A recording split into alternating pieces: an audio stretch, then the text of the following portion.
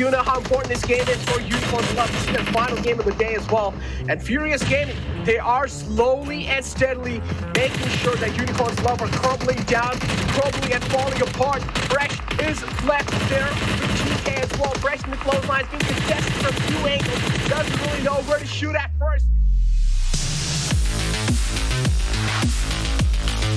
Let's just relax a little bit here, fellas. Let's just take our time. And now that's paying off. They got the numbers advantage. They got 4 up, and now they're slowly creeping and crawling in. Buzzy trying to crawl to safety, but I feel like now Rolk is heading in further forward. They heal back up. What an ending, though. Congrats to, of course, Unicorns of Love right there. You talked about it. 2 points, right? They qualified to Super Weekend by only 2 points. And now coming into this game. Now. Right now, moving in onto this zone, and you can see Ghost amongst the plethora of players coming in on that hard shift. And we are gonna be eating well tonight, Necro, because we are about to see a lot of these teams start to drop with that sudden big shift in phase 4.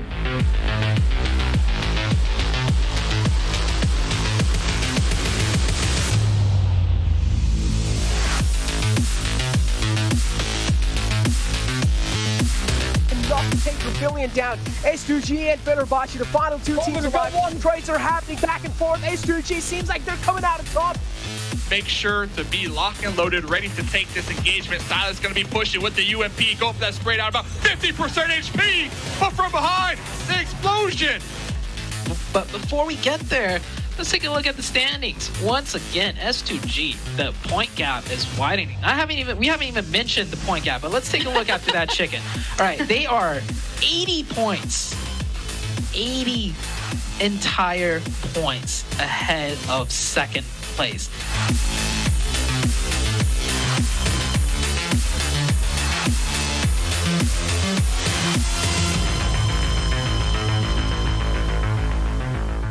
See them pumping the brakes just a little bit. They don't have the numbers to their advantage, but Frozen cooking a grenade.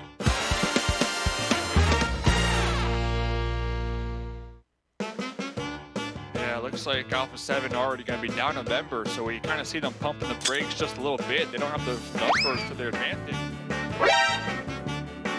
It was at this moment that Nathan knew he f***ed up. Frozen cooking a grenade, tossing a grenade. It looks like it bounced off that little... In the clotheslines. He does have his teammates though in the back lines.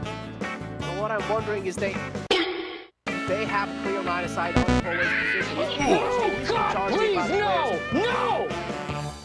No!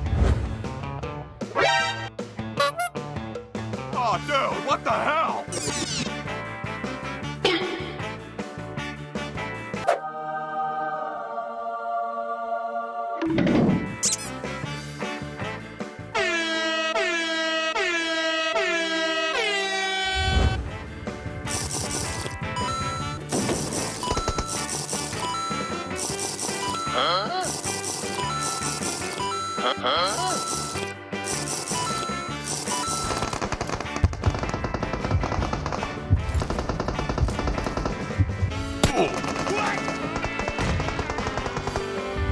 And this is a highlight from that previous map. How it is running right up.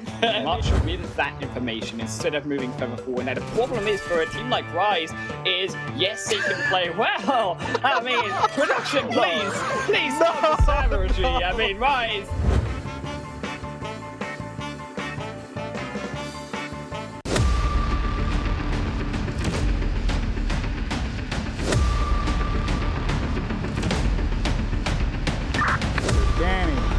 Ready for abstract.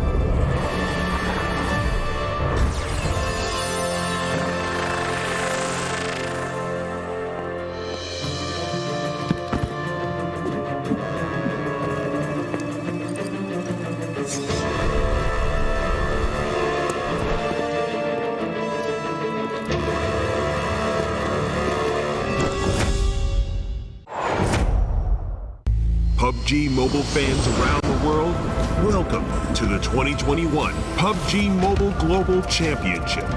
To the top teams across all regions, we have a message for you. The Middle East, you have proven your worth.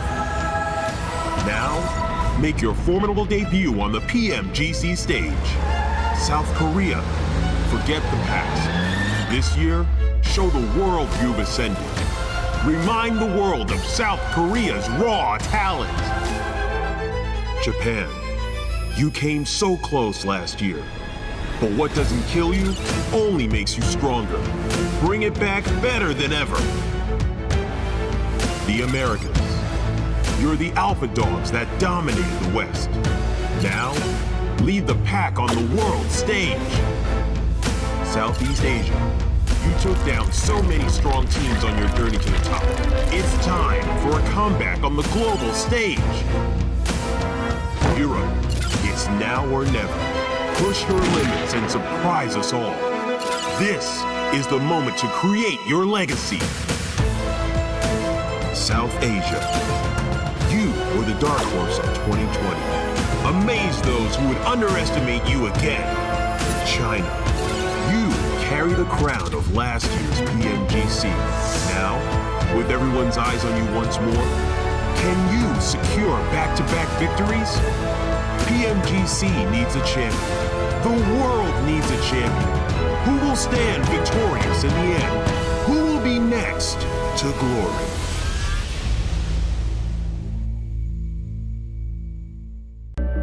I saw the first light, the first steps. Now I see much more. I capture Earth in all its beauty. I see action. I see drama. And I see it in the finest detail. Moments of inspiration. And the first steps. I am the 1+9. Hello, PUBG Mobile fans. It's almost time to bring together the world's top teams for the PUBG Mobile Global Championship 2021. This year's PMGC has a total prize pool of $6 million for teams and players, and tons of great rewards for our fans as well. PMGC will consist of 2 stages, League and Grand Finals. The League phase will last from November 30th to December 24th. During the League phase, teams from the Americas and Europe will compete in the West League, while teams from Asia and the Middle East will compete in the East League. Each league, 20 teams will compete on Tuesdays and Wednesdays for 16 slots to compete on Friday, Saturday, and Sunday in that week's Super Weekend.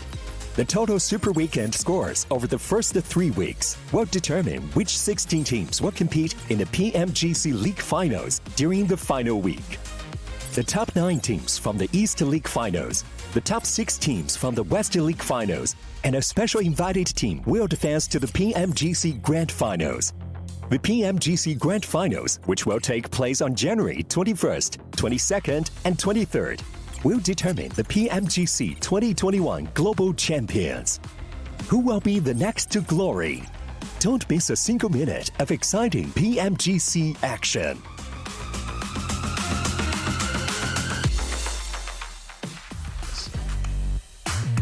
Hello and welcome to PUBG Mobile Global Championship 2021 West League. It is Super Weekend 2, Day 2, and yesterday's games, if they're anything that are going to be setting us up for today, all I gotta say is I think they're going to be insane. I'm your host, Span Cargo, and with me are, of course, my awesome analysts. We got Zute and the 7 Worlds Gaming. How are y'all today? What are you expecting? I'm doing great. You know, yesterday I got to sit on the sidelines and watch, and boy, were those some amazing games. I'm really happy to see, you know, one of the fan favorite teams, Alpha 7, you know, finally really showing their dominance, but can they carry it through with the next 2 days? I mean, that's yet to be seen. And well, 7, you were here yesterday. I was jealous. You got to watch some amazing games, man. Brother, we finally got to see what we've been asking for the longest time. We even talked about it. It's been this like unspoken rule, talking about Alpha 7 and Navi. And finally yesterday, like, I mean, 4 out of 5 matches, they decided to engage, and Alpha 7, as you mentioned, did end up getting the top of it. We'll be talking about them a little bit more here. But Span, here we have the format so far, and we're at the Super Weekend, right? Second Super Weekend, is that right, Span? Yeah, we're currently in that second Super Weekend, so we're in that square right in the center. We already did our weekday matches, absolutely insane games there as well. And since this is a second Super Weekend, that means after the completion of this one, next Super Weekend, that's all of the points these teams are going to be able to accumulate to get to that top 16 to make it to the league finals. So kind of after the games today, we're officially going to be kind of at the halfway point for these teams to be gaining as many Super Weekend points as possible. So, you know, all these teams obviously hoping to have really good games today to set themselves up, of course, for that $6 million total prize. They, of course, want a piece of it. And now, Zute, I know you went on ahead and already brought up Alpha 7, but I feel like teams that I kind of want to focus on first really quickly, Besiktas and Blue Chaptan. I mean, Besiktas, 61 points already. We'll be able to see the leaderboard in a bit. 61 points already.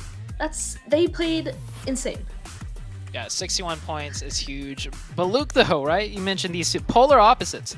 Baluk had a really slow start, but it was only day one. I remember last Super Weekend, from day 1 to day 3, a lot of things shook up, a lot of things changed, except for, of course, S2G. You know, they remained dominant the entire week, but it's going to be super different this week. So I'm really curious to see what happens today and what happens tomorrow. Seven, what are your thoughts about Besiktas? I mean, they obviously, like the first week, we didn't really see them too much. They obviously didn't make it into the first Super Weekend, but the second week, they've popped off. Like, they obviously looked and reflected on what they needed to change and did it. They definitely popped off, and something that kind of stood out for us yesterday, and something that I believe Hot Jukes was saying that I 100% agree with him, is that this was a team that looked like they didn't give a damn. In a way, they didn't care which team was in front of them. They were willing to take a fight. They were willing to secure some elims. We saw them taking big fights yesterday. We saw them actually winning engagement yesterday, so that was really refreshing for me. And then when you're talking about Blue Chaptan, I mean, I gave them the first 3 games yesterday. If you weren't here, I was saying, hey, they're probably going to have the first 3 games going to feel each other out. They're going to start very slow. And I was expecting to see a switch after that 3rd game. We definitely didn't see any of that. We saw a switch in regards to placement points. They did start placing higher. They did start securing some of the skills. So I guess in a way that was a positive, but I didn't see that switch that I was expecting. Hopefully here today, Blue Chapter will be able to kind of continue the momentum that they had a little bit on the last 2 games of yesterday, with both 8th place finishes, 1 kill and two elims on the other one. I'm expecting a lot more. Remember, they are trying to catch up Mad Bulls. We were talking about it for the longest time yesterday, and this is the Super Weekend rankings. As Sue was saying earlier, Alpha 7 has been on an absolute roll, okay? And I'm looking forward to seeing Alpha 7 continue like this, because I know this is a team that definitely feeds up momentum. This is a team that definitely feeds off confidence, and I can't wait to see what they're going to be doing here today, Sue. I definitely agree with that, and we're on to the second page, but I want to touch on Navi. So I predicted yesterday Navi was going to pop off. They look real good in the regular league, way better than last week. And in all honesty, Navi is doing way better than they did last Super Weekend. Last Super Weekend was really rough for Navi, but now the thing that's stopping them the most is that Alpha 7 team. They're doing so much better, but Alpha 7 is limiting a lot of their potential there. And well, the head-to-head, Alpha 7 in first place currently for this Super Weekend, the Knights in second. So those stats looking pretty close. PK, or the Knights, actually have a little bit more average damage and elims, it seems. That might be the stats over the course of both Super Weekends here. And we have the head-to-head Revo and Coops 7, definitely the shining star for North America. But I feel like Brazil has so many big players that sometimes we see Revo, sometimes we see a Rise member, sometimes we see Carrillo. It just got so much packed in their region. Yeah, that last graphic right there between the head-to-head of the players kind of gave me some deja vu to America's Championship there towards the end too. Revo and Cooks were fighting for that MVP. We might get the same thing here. Anything can happen so far. And going back to Knights, actually, I wanted to kind of give some props to Knights, because yesterday they started off the day in a way that it wasn't too flashy. They started off with the 6th place, 5 elims, 16th place, 0 elims, and then they started to pick it up, right? They started up with a 4th place finish. and they picked it up even more with the first place finish, and I believe it was 13 elims, and then they finished it off with second place and 14 elims. So this team is improving so much more, and something that I absolutely love is that Xenox. We started seeing Xenox yesterday too. It wasn't just scoops. Now we're getting that improvement out of Xenox, and it's going to be an amazing day for them, hopefully. Well, I'm glad to see it as well, because we obviously all identified that, hey, the first Super Weekend, they didn't do as well as they did over the league play. And that's, I think, is an interesting thing to take a look at. I mean, they're still doing very well, but we kind of talked about it's the difference between the league play and how you've gone ahead and played that. And of course, the Super Weekend, how they play that as well. So them being all the way up in that third place position so far, we already talked about it. Seems more like that's where they should be. But let's go on ahead and also go on ahead and shout out our sponsor really quickly. You guys know the deal, because we have OnePlus 9 and 9 Pro with flagship performance and an immersive 120 Hz display and HyperTouch technology made specifically for gamers. The OnePlus 9 and 9 Pro are your best shot to climb that leaderboard. There's definitely a couple of teams that we're going to be keeping an eye on that obviously want to go on ahead and climb even higher. Knights, kind of expecting them maybe to jump up higher than third place, but also a couple of teams that we already talked about that need a little bit of help with that, specifically Blue Chobton with only 8 points total right now. Yeah, but Luke, they need to step it up. They are one of the teams that, you know, they missed the Super Weekend, right? So it's like, this is their first one coming in. They kind of need to start off hot. A day in already, they missed the day one opportunity. They got some points, they got 8 points, but day 2 and day 3 is going to be big. Like we said last week, that next Super Weekend is not guaranteed, and we've seen that happen to some of these teams like XSET and Team Queso. We thought, oh, they missed first Super Weekend, it's okay. They'll get the next one, right? Not guaranteed. So, but Luke, this might be, you know, the only guaranteed one, so they really need to step it up now. Hopefully day 2, they'll do something different. They'll switch it up. I don't know. What are your thoughts on this 1-7? With this one, I mean, I already talked about them. I expect to see them carry the momentum that they had on those last 2 matches yesterday. And I'm so glad that you mentioned Exit and Team Queso there at the end. These teams are currently looking at this, and I can't wait for week of league play. This might be the first time that I'm really hyped up for it, because those 2 teams are going to be so hungry, and these teams that are here right now better collect as much points as they can. Ooh, definitely a big challenge. I can't wait for league play. I feel like it could have a chance to be just completely chaotic. But back to, of course, we're about to be going into our very first match of this day 2 of the Super Weekend. It's going to be on Erangel. Let's start off with some predictions. Who do you think are going to go on ahead and take this one away? Let's start with you, Zute. Well, I personally, you know, went for the easy pick. Obviously, Alpha 7, man, like they showed up yesterday. I did see them, you know, pull off some huge games, but Alpha 7's a team that I've always been a fan of, a huge supporter of. I always knew that was a team to watch out for. And I think they finally got things, you know, working in towards the right direction. Okay, 7. Who are you choosing? I'm on the same boat. After what Alpha 7 was able to do yesterday, like it's hard for me to go against them.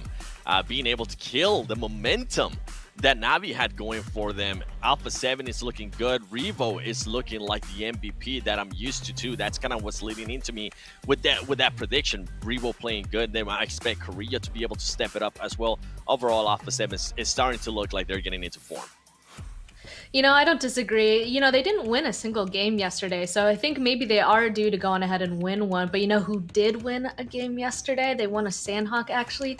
It's the Knights. We were talking about them. We're expecting them going ahead and do better. You know, I had my doubts, obviously, on whether or not they would pull off this Super Weekend. But I'm going to choose them for the first match, actually. Just going ahead and turn around. They already proved me wrong. Let's see if they're going to go on ahead and win this first match as well. So there it is. It looks like we got Knights and then 2 Alpha 7s. We'll be able to see who's going to go on ahead and be able to say, I told you so, after this first match. But I guess any last statements before we're going to be jumping over there? Is there any other team that we should keep an eye on, Zute? Ghost Gaming. They're a team that's always slow to start. It's been known. And they had a really slow start yesterday. But on the flip side, it's like I get the feeling that they just are not trying as hard. Sure, they're playing the best they can, but that motivation, you know, to really drive their way up there isn't there. Unlike for Alpha 7 and Knights, I feel like Alpha 7 and Knights, have more pride on the line. You know, that those MVP races between Coups and like Brazil, we saw it all throughout Americas. So I think those two teams, they have a deeper drive to be on the top. Whereas Ghost Gaming, I think they're a top tier team still, but we might just see them kind of cruise on by the Super Weekend because they did pretty good for a Super Weekend. They got the cushion points, right? So that could play a factor. Okay, and that's what we assume S2G is going on ahead and doing as well. So it seems like there's a couple of teams that might be going on ahead and kind of doing similar strategies for right now. Obviously, S2G definitely has more of the ability to do so than Ghost. So I guess that'll be interesting to keep an eye on. Another team that I think we touched upon, I believe we touched upon, 7, Fenerbahce. They still have not gotten a single chicken dinner, and that's what did make them so strong last Super Weekend. They were so high up on that leaderboard with 0 chicken dinners, obviously making them consistent. I feel like I didn't really see them too much yesterday. We definitely didn't, and I mean it was something that we were talking about yesterday. We're like, what happened to that consistency from Fenerbahce, especially on the first 2 games?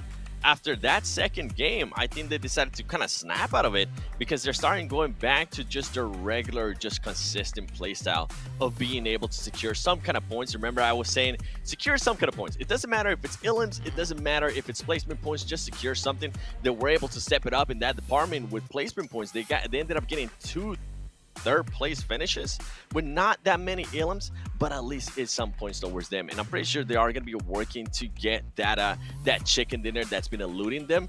With Fenerbahce, I think it's just a matter of time. I think they might be trying out different stuff along the lines of what Ghost Gaming with Sute was saying, along the likes of yesterday, what I was saying with S2G. If you have that cushion, now is the time to take those risks. And you mentioned it earlier too, Span. That's another team that I'm going to be looking at today specifically. I'm not looking at them to do well. I'm talking about S2G. I'm looking at them to see what other crazy stuff are they going to be looking to do? What other riskier plays are they going to be looking to do that usually this team of the likes of S2G doesn't usually take those risks? Good question. Oh, geez. I mean, you see, it's kind of conflicting, right? Since there's no prizing just yet in the Super Weekend, obviously these teams that are towards the top are kind of taking this as their opportunity to go on ahead and be trying stuff out. That's what you guys have been saying this entire time. That's probably why, you know, S2G might have went on ahead and did yesterday, kind of seeing what they could go on ahead and play around with. Assume that's what Ghost is doing. I mean, let's hope that that's what Fenerbahce and a couple of these other teams up there are doing. And I mean, they're allowed to do that, you know, as long as they're going ahead and stay in that top 16, they're good. But like, at what point do you get kind of concerned? I mean, Zoom, there's only one Super Weekend left. Do you think they're probably confident they're going to be getting into last Super Weekend? But if they don't, what are the odds that they go on ahead and get bumped out? So for the teams that did well last Super Weekend, let's just say top 8. I would say top 8, you know, you did pretty well last Super Weekend. If you made top 8 last Super Weekend and you're playing right now in this Super Weekend, honestly, a top 10 finish is like okay, right? Like, as far as making top 16 overall goes, yes, you run the risk of, okay, if you don't make the next Super Weekend, that's looking a little bit scary, but I think in the long run, especially with 2 teams already missing 2 Super Weekends, that's already 2 teams kind of just out of the running that you don't need to worry about. So I think that kind of creates an even bigger cushion in the sense for the teams that did well last Super Weekend. So I'm not too worried as long as whatever they're doing, right? They're learning to implement and experiment with into the finals, right? So they may not be getting many points this Super Weekend, but as long as they're not just throwing games for the sake of I don't care, right? If they're testing things out, if they're learning things, that's all that really matters right now for me coming into, you know, this second week span. Okay, you know, that kind of makes me excited to see what's going to happen in the finals then, because then we'll get the full potential of those insane teams, obviously. So I guess that's something to look forward to. Again, getting ahead of ourselves as per usual, because this is only day 2 of the second Super Weekend. We're about to be going into match 1. We already said our predictions. I said the Knights. Both of them said Alpha 7. And I mean, I guess we'll see who's right. Another thing I'd like to point out really quickly before we jump in is that a lot of different teams actually won matches yesterday. I'm kind of curious if we're going to continue with that trend today and have a lot more people pick up their first chicken dinner, or if we're going to go on ahead and see that reversion back to the teams that have already gotten chicken dinners to take it. But we don't have to wait long for this first Erangel match, because here it is, sending it off to Hot Jukes and Mustache Dave. Don't have to wait long at all because we're getting started here today, everybody. What's going on? I'm Hot Jukes here with the legend, Mustache Dave. And we're getting started here today, Dave. They didn't want our predictions, man. They just wanted to hear the desk predictions. Well, what's ours? What's yours, Dave? Who's winning this BM. I gave them my prediction. They're like, no, we don't want your prediction. You're just the caster. I said, whoa, hey, relax. I said the Knights, Hot Jukes. What about you, man? I said Carnage. You know, because he's a fan. Maybe that's why. Because the fans are the real winners.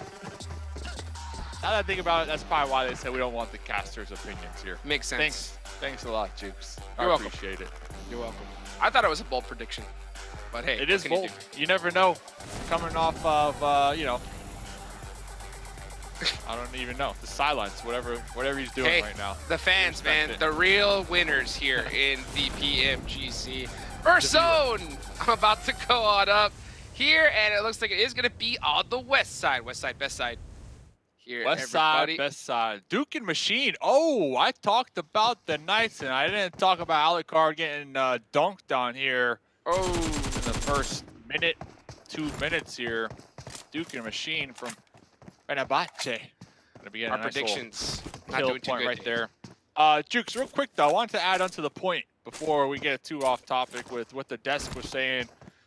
They were talking about S2G in particular before things get really hectic here. I had the liaison kind of ask S2G a couple questions here. If you kind of want to hear about it. Oh, let's bring it to me. What'd they say? All right. Well, I was saying the team has a huge. Oh man. Oh wow. Yeah. We gotta talk about Baluk. Yeah, we gotta talk about Baluk. Look at this. Baluk chopped on and Besiktas landing right next to each other, doing a little split loot.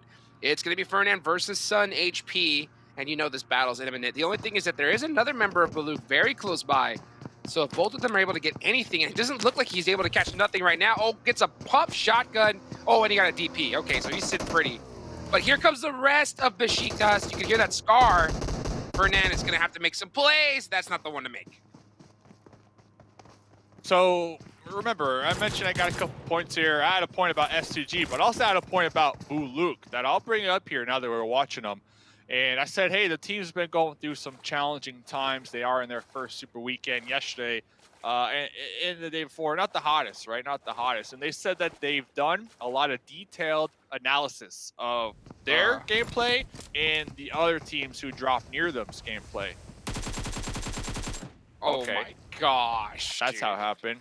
And they told me that they are planning to correct those said mistakes here today on what has been going wrong. Now, I'll bring that up because I feel like one of the mistakes that we're kind of seeing from Baluk, and we can call it a mistake at this point just because they have only 8 points this super weekend compared to first place that has 80 points.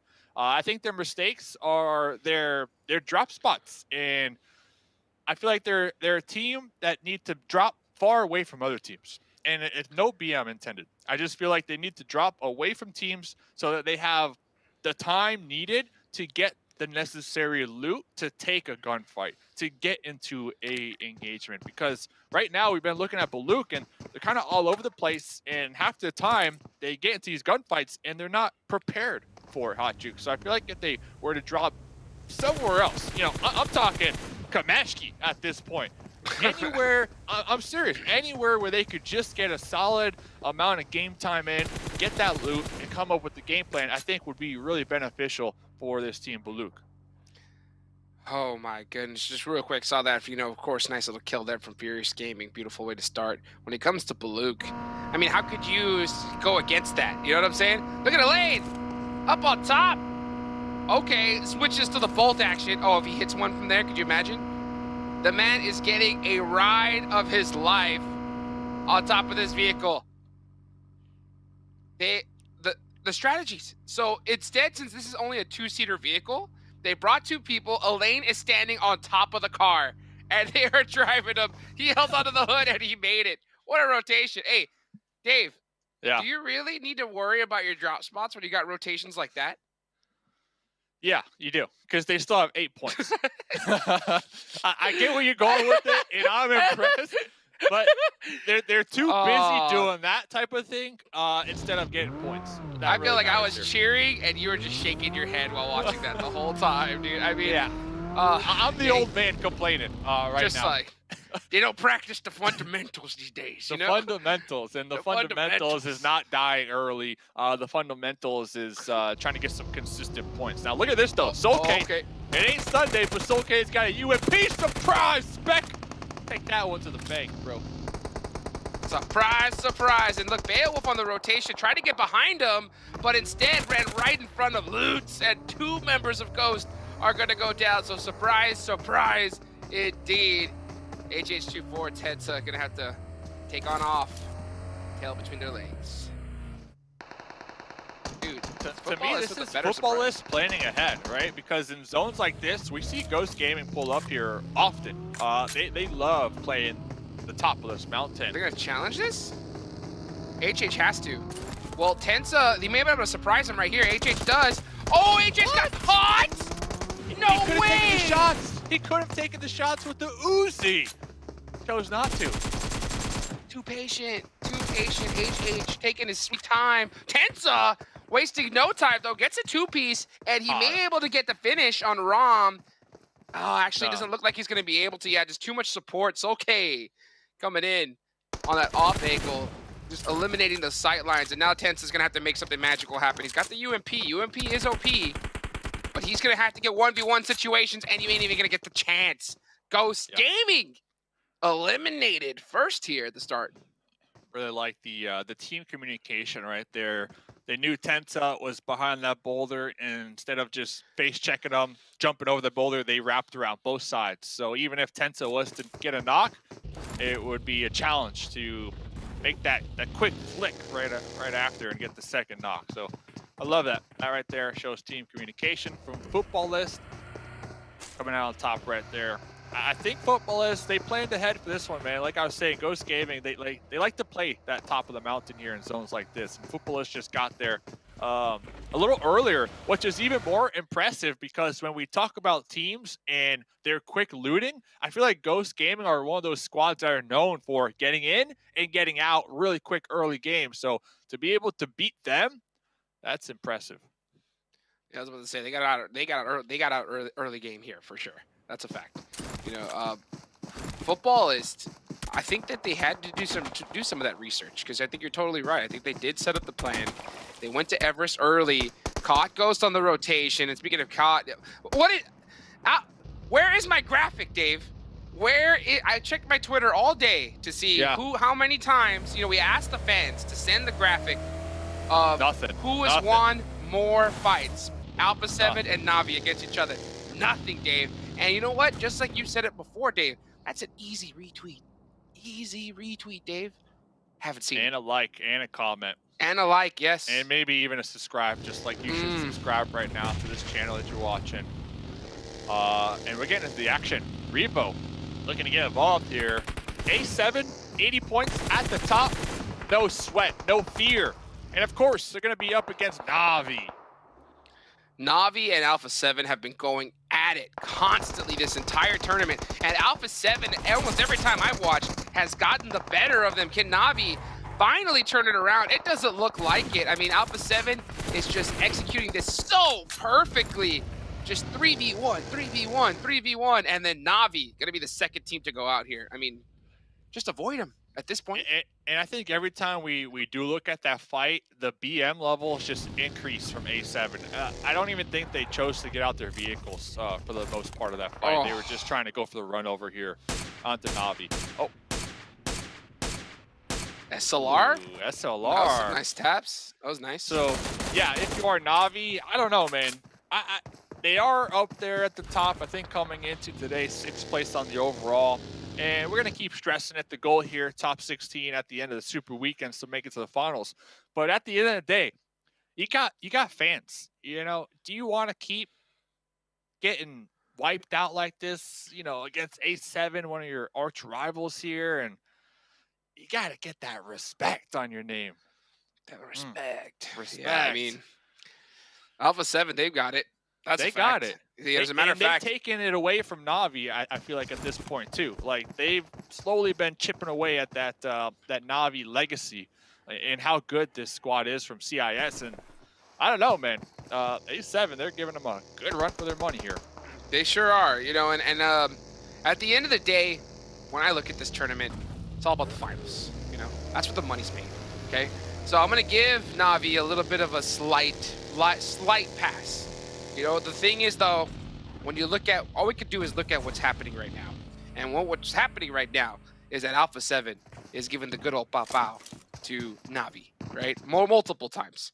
Come finals time, we're hoping that that's not the same thing, but so far, you know, it's not looking good on the side of Navi. So I think that they have to turn things around a little bit for their fans, you know, for themselves, to kind of give them a little hope and a little bit of, you know, I don't know, something really good to think about come finals time. Well, I think they have to be thinking about finals time, right? Because if they're running into them this much here, you have to assume during the finals, both teams are going to qualify. The same story is going to be told there, right? Like, they're going to keep running into each other because of their drop spots, because of the rotations. And 8 out of 10 times, A7 have been coming out on top of those early game engagements. And even if they don't get into these early fights, they're still always just next to each other throughout the entirety of the game, kind of just that thorn in the back of their side here. So I think you have to really start to think about the finals if you are Navi, and try to come up with some type of plan on either put a stop to what A7 are doing to you, or B, try something else where A7 aren't always on top of you. I think that's the play. I think that's the play. Because when I look at Navi, I'm hoping to see, you know, finals time, we see like a different squad. Like maybe they've been kind of hiding their power. And then come finals, you see them bust out their true strategies, you know, to get some of those hundreds of thousands of dollars that are on the line. It's just very difficult to really assume that, though, when you look at the constant consistency of their rotations. I mean, we've seen them fight Alpha 7 almost every single game at some point. And like you mentioned, I totally agree. I think it's 8 out of 10 times you see Alpha 7 come on top. So when it comes to Navi, you know, we know what the squad is capable of. I do think, though, at this point, it's time to start mixing things up. I think that you've already kind of solidified yourself as a squad that can, you know, that's going to most likely make it to the finals. But at this point, do you continue to fight Alpha 7 for practice? Or do you mix up strategies completely for the finals? What do you think, Dave? What do you think's better? It's definitely an interesting topic, right? Because Navi, they've been playing their play style. They've been dropping where they like to drop, and they've been doing those rotations the whole year for the most part. So, like, changing it up now, it might be a lot to ask for, but at the same time, with the way that A7 have been just pestering them this entirety of all the super weekends, it has to be in the back of their mind, right? There has to be some type of plan, like, okay, if it's coming down to the wire, do we have that plan B? Because once we get to the finals, Hot Jukes, there's a ton of money on the line, there's a ton of glory on the line, and then, of course, at the end of the day, you need to be in a certain position on the overall leaderboards to make it to that next round. That would really catapult all these teams to that next level on the global stage. So you got to think big picture, and I think I agree with you 100%. Now is the time that hopefully they are starting to kind of go to the drawing board and start to craft up some type of plan and start thinking about, okay, maybe we should. Maybe we might try something else. And now's the time to do it, Hot Jukes. And I think that's what I'm stressing on, is like, if there's any time to do it, you have to do it right now, because you're going to still have a little bit of time, you know, to be able to get this work in, get this practice in, since you've already pretty much solidified yourself for that next stage. I mean, it ain't done yet. I think that you're still in 10th place, so, you know, a good couple chicken dinners will be able to give you that privilege. But, you know, I think you do have a little bit of room to breathe. So if you're going to change the strats, Navi, start busting them out right now, baby. I want to see them. And kind of going back on that topic, or just adding to it, teams that are looking for room to breathe. Ghost Gaming, I don't know. Currently 14th overall. They just got taken out, what, first place right there? I think, oh, are these the overall right there on the right-hand side? So on the right-hand side, overall. sixth place. All right, they got room to breathe then. They're chilling. I was like, they're chilling. At first, I was like, kind of like wondering, but at the same time, Ghost, I mean, we've seen them almost, like, especially during league play, right? League play just to do enough just to get in, you know? And here they've been doing pretty decent. I do see them make what I like to feel is a little bit more rookie mistakes. I think Ghost are starting to err on the side of passiveness rather than flipping that switch like we see them normally. Nothing's wrong with that, though. At the end of the day, you do want to get top 5, right? At least.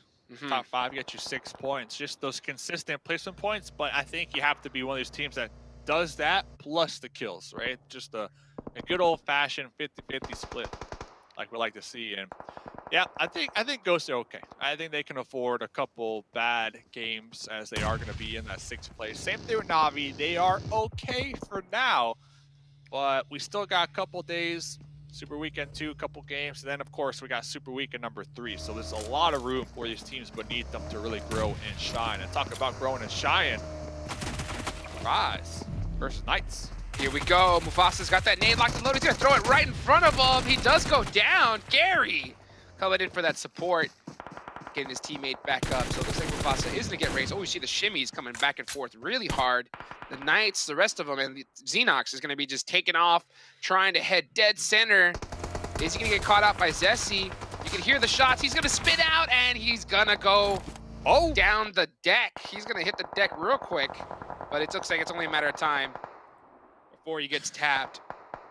Smoke's out. Still surviving. Wow. Like all these bullets. You see all those bullets right there? Just like pow, pow, pow. Like just getting fired upon Xenox. Yeah, peppered. And they are going to be in the zone, so Xenox did make it into the zone. Does have a slight little position to work with when it comes to cover, and might even have some help from A7, who I see on that mini-map are now kind of collapsing near Besiktas, who were the team that was firing down upon him. Well, Xenox is going to have to just lay down there, bust out of as many smokes as he can, and try and survive, because getting out of there is going to be a real tough time. Carrillo does go down. Let's get peppered up while he's knocked too, trying to survive. Enjoy with a quick laydown. Decides not to take that fight head on. And the rest of Besiktas here getting a little bit of coverage. This rock is not in zone, so they're going to have to push up even further. They only have a buggy, so that's not going to be really good as far as setting up a car wall cover. So I think they're most likely going to be heading up towards that a couple trees and hay bales that are a little bit further up from them. And then send it. Revo is full sending it across the map, hugging the zone, trying to find a spot for his squad. It's always so challenging, especially when you look at the zone, you look ahead, there's a boulder and a couple trees, and you know for a fact there's going to be a couple of your enemies just looking at you to get that vehicle explosion. But Revo was able to make it, found the spot, calling out that spot to their teammates to group up with, and I really feel like that was a missed opportunity for Besiktas to kind of just all fire upon. Oh, kind of like what Rise are doing right now from the opposite end.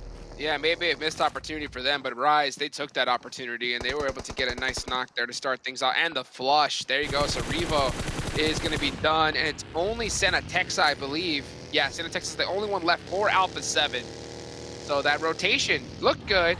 Wasn't able to make it, though. And the Besiktas are pushing up onto Xenox. 3v1 Xenox didn't stand a chance. So there they go. Besiktas are going to take that little car wall that Xenox set up for them. It is out of this circle, but they're going to take a point. So moving a little bit closer and closer into the next zone. Kind of smart, too, to be able to pull up there and use that burnt-out vehicle as cover already, because they're in that north area where it's just an open field. And then they kept Sun in the back line to play that anchor position and play that overwatch to keep, I believe, Senatexa pinned down to not kind of get that backstab. So I really do appreciate how Besiktas have been playing. Remember, it's their first Super Weekend. Yesterday, they got a ton of points. Around 60, right? 61 points. That is exactly what a team needs to do if they missed a Super Weekend. And right now, they still got their whole group up towards the north and a pretty solid position if they still have a vehicle or two alive to kind of blow up and make it their own personal cover moving forward. Besiktas have been fragging out. I mean, it started off the whole entire, it's your first Super Weekend with the chicken dinner after missing one. That's a huge accomplishment itself, and they're continuing that dominance here. S2G, the most dominant team when it comes to Super Weekends, going to be going up against Footballists. See them very close by. Celsi is on the front lines, going to be able to give a little bit of information to his squad, but he is knocked. So it doesn't look like he's most likely going to be able to get up. Maybe they throw a smoke wall to him, but getting across that open little terrain, not going to work out, especially if Rit gets knocked. So now it's just Silas left for S2G. I feel like S2G could definitely play that little ridge a little longer too, because we can see on that minimap Besiktas over there looking to get involved. The only thing S2G need to be cautious of is Papi Patro right behind them, playing the off angle for their squad. Want to get backstabs. But looking around though, look at the center right now of this zone. You got the Black Dragons right there setting up, looking for a nice defend. And now Buluk. All right, looking to make some plays happen. Full sending it into Gatka right onto the Black Dragons, and they're going to be able to get some shots off. Looks like they do have one go down on the rotation. Black Dragons may be able to get a nice little under-toss nade out the window, and Baluk's going to be in big trouble. That's exactly what happened. Madion's going to go down too, so Baluk chopped up with a full send, and they're going to get eliminated immediately. Didn't work out for them. Hasn't been working out. Talk about working out. Fibonacci down here in the trenches. Can't even see nothing, but look at this. This is Frozen getting a trade and then immediately catching a grenade to the face. Rebellion trying to get a nade. It's open up things just a little bit further. Right here in this chopstick. And this is nade city. One good little nade, one Molotov. And that could spell disaster for the opposing team. Rebellion just trying to hold some angles, trying to do some pre-fire through the smokes, catch somebody slipping, and there we go. Nox bomb finds one of them. And after that, here comes this full send, full push. Only a couple members up left for next Ruya. Cooter holding down that ankle, gets immediately popped. Beautiful pre-fire there from Balky. One left, and they are executing this perfectly. He's gonna get it done. Yeah, both these teams had no other option but to try to take each other out before getting that med off and then repositioning, because the next zone did pop and they're going to pop their heads out of that trench. Everybody knows there's teams down there fighting, and you're just going to need to toss out some smokes and hope that everybody is distracted rotating into the zone themselves, because over here Football is one of those teams who would have sight lines onto those chopsticks moving forward. Looks like they're going to be taking some shots downtown onto Rise on the opposite end of this zone. And they're only trying to get just one knock to be able to give them a little bit of an opening to get into this next zone, because they're out of it. They're not in this next circle. You saw Lavazin maximize that 6x. Fully Mufasa, baby! That's what I love to see. That's the initiation knock that your team hopes for, because Rise, they needed it to get a little bit of breathing room. But on the other end, one player gets some beautiful shots, and now he has to cover Footballist. Is he going to give away his position? Oh. He hasn't yet. Oh, they know he's in there. Oh, nowhere to go. Who you hiding from? I really liked that spot, too, that they were holding down. I wonder if they just spotted him while they were driving up. But at the end of the day, that gave Rise a little window to try to make some plays, because now the Black Dragons, they're concerned with not only Rise, but also behind a Footballist. Mythic and Mufasa have to run in the dead open, and all they're doing is doing it with guns on their back, ready to pre-fire those windows. They got enough knocks, though, that Black Dragons do not have an opportunity to shoot at them perfectly, but after that little reset, they do finally catch them out. So now the Black Dragons no longer have to worry about that side of the map. Rise are eliminated. 4 teams still up. Footballist getting a reset going. Black Dragons still up. Fibonacci and Besiktas. Besiktas are still in the game. Huge game for Black Dragons, though. Yesterday, only 19 points out of all 5 games. Right here, right now, top 4 with 11 kills. So this position that they took up towards that mid-game is paying off big time right now. GC God trying to get that lean peak fire down with the M4. You know exactly where that player is in that guard tower. And Golden on the roof as well. I'm really looking at the Black Dragons to try to secure this chicken dinner. Well, I'm so glad when they asked for predictions, I said Black Dragons all the way at the start, man. And look at them go. 12 kills so far, crushing it. Footballists have 10 too, so they are doing great at the time being. It's just Enjoy left for Besiktas on that off angle, but I hope he has some first aids, because he ain't going anywhere from there, I'll tell you that. Lawson again, a nice little grenade right there, almost getting a knock off of that. Golden really low. I think if you're Black Dragons, just try to slow it down a little bit. You did a great job defending that east side. You put a stop to the Rise push across the fields. Now you just got to try to keep your teammates alive. And over peaking, I don't know, Hot Chooks. I would be very skeptical, because they are kind of separated. that if Golden gets knocked, are they going to have the time to get the revive? You have to assume after that knock, Footballists, they're going to push. That is so hard. Yeah, Golden wants to set the pace here because Footballists are going to have majority of this next circle. So you can see that he's kind of desperately going for that knock, but you're right. I mean, he's very predictable about where you're going to be. Golden gets an elimination there. Fenerbahce is done. So now it is top 3. Black Dragons with 13 kills. Footballists with the best position for right now. And if Footballists and Black Dragons go off together, that could allow Enjoy to get to that rock right there, right across the street. And I think that rock is in by the just barely. So Enjoy right now is just waiting and sitting for this fight to happen so he can be able to creep up and try to make something happen for Besiktas. Oh, look at the laydown. Oh, he's crawling towards it. So I would assume rock to tractor. That's the game plan. From the rock to the tractor. Oh, Lutz spotting Enjoy. Take them shots. Enjoy's still alive though. Tossing a grenade. Cooking a grenade. That's not good. Bounce off. Oh, and throws another one. Gets a jumping nade towards Lutz. Little bounce shot. Not going to be able to make it. Enjoy. Just, man, he's throwing everything he's got into it. Look at that jump. Trying to get those nades across. Yeah, not going to be enough. Need some smokes. If they had some smokes, I would smoke that street and go right behind that tractor right here, right now. Enjoy got one. The bounce pass. Okay, Enjoy. He just gave that little nade a kiss and sent Black it Dragons across. should push, in my opinion. That was the indicator. That was the invite for Black Dragons to wrap around Footballists and take them out. I think they're too nervous. Right now. They have a good position. I think they're opting to just hold it and wait. GC God, though, you can tell he wants to push. Enjoy goes down for Besiktas, so now it is just Footballists versus the Black Dragons. Lutz is going to go for the res. You're right, Black Dragons really needed to push off that knock, but opting to just play it safe for now. And they're going to try to make this a fair fight. Okay, picked up. Here comes the smokes. Here comes the push here, Hot Jukes. 3v3. You can see the smokes coming out, so Golden's throwing out those to the left to just eliminate those sight lines, so that way he can still continue to hold that angle. Right now, this is going to be a battle of throwing all the utility they have. What a crazy shot there from the Black Dragons. He does have the MK, the Bob Barker. He's going to try to find an angle. They just still don't want to risk a thing. He's going to throw a smoke inside there, too. Yeah, he just want to eliminate every sight line possible. I tell you what, if these guys have any utility, they're throwing every single little piece of it they have right now to get an initial knock. I think Footballists win this. I think Footballists win this, Jukes. I'm going with them. You think so?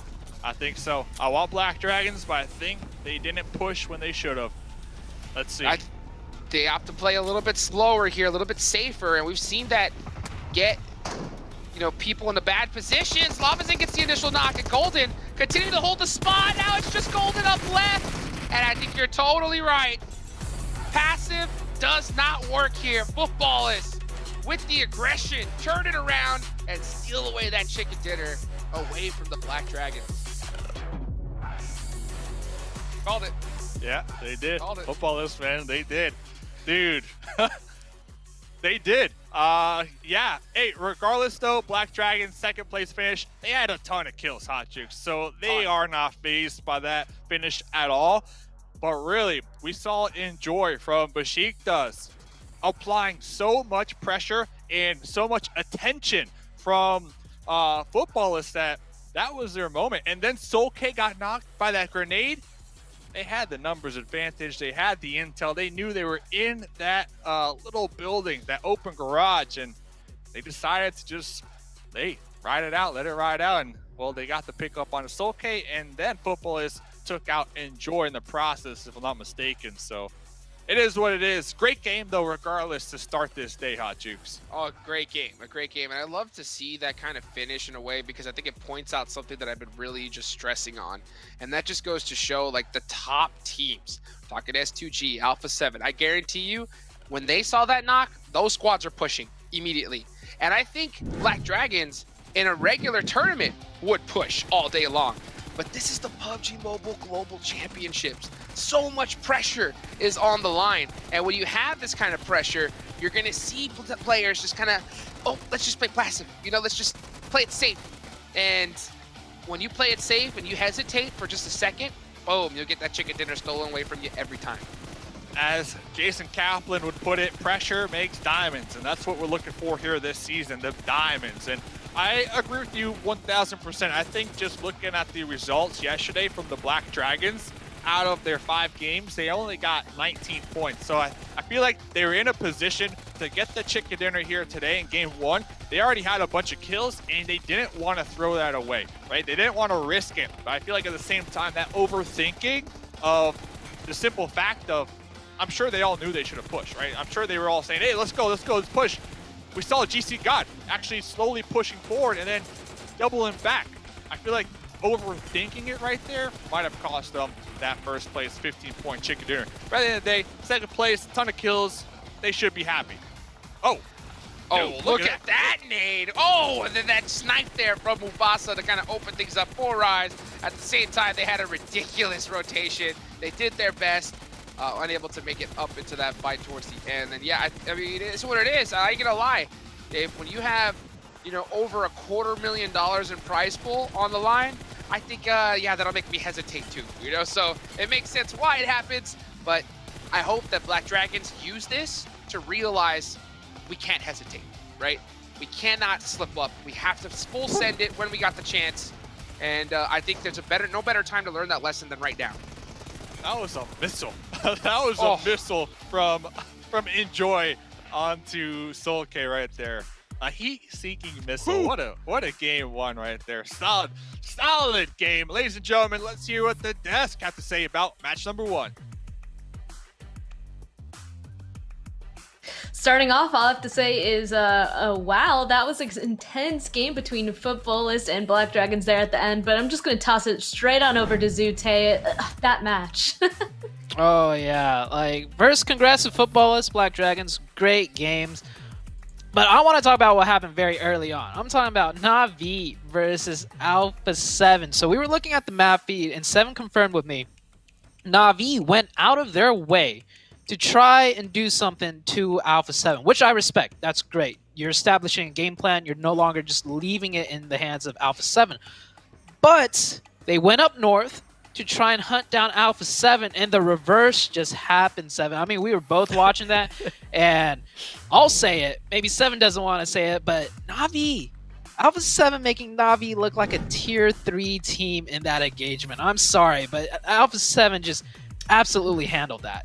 I'm with you. I'm with you on that. By the way, we're looking at the MVP here. 6 elims, almost 1,000 damage. Not bad, not bad. Black Dragons. We've been expecting some stuff out of you guys, but going back to what you were saying there, Sue, with Navi, was that a tier 3 out of NA by any chance? I'm just kidding. I'm not gonna put you on that spot. Ooh, okay. Now, going back to that, we were able to confirm it. They did try to hunt them down, and I think it was because of what happened yesterday. What surprised me, though, is that they decided to hunt down Alpha 7 on Alpha 7's stomping grounds, because Alpha 7 is usually towards that north, and you could see it that they were just so lost. You saw Revo at one point being able to come up behind 2 players of Navi, and then just Alpha 7 had all the angles. Overall, what an amazing play. What a defensive slash offensive play by Alpha 7 on the last one. I do gotta give props to another team, though, as we're looking at here at the Super Weekend rankings. By the way, this is, if I'm not mistaken, I believe this is just for this Super Weekend. Besiktas had an amazing start to today as well. They were able to secure 14 points.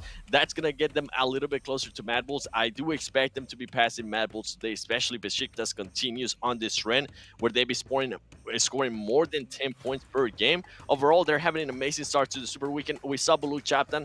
They didn't get, I'm not sure what's going on with Blue Chapter. They either go Severny or somebody gets caught off. We saw them losing a player at the start, and that was super weird too. Overall, though, hey, I'm loving what I'm seeing out of football. It's good job. And they also beat Ghost Gaming at the start, which I thought was huge too. Yeah.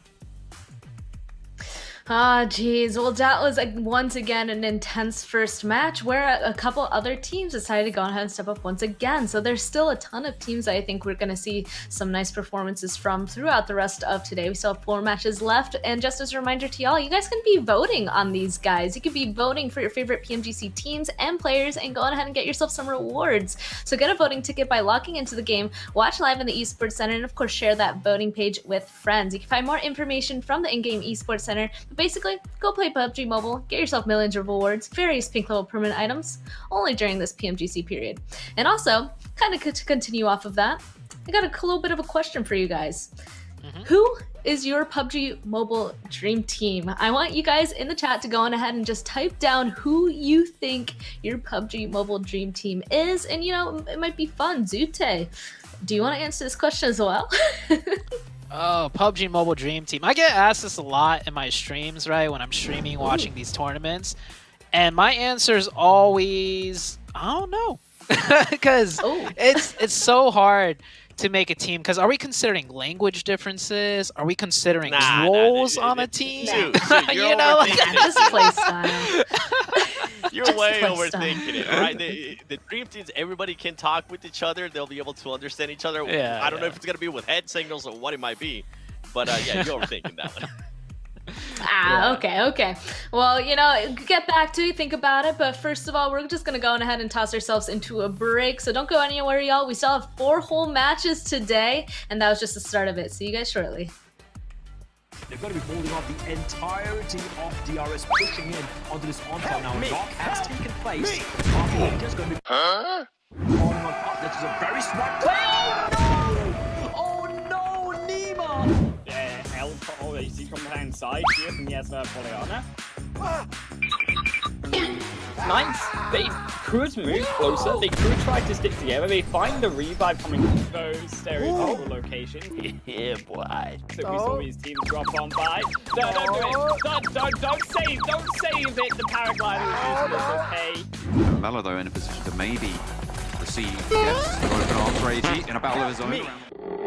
Roger that. Wall does get done. Will get down. Back up. Help me! Roger that.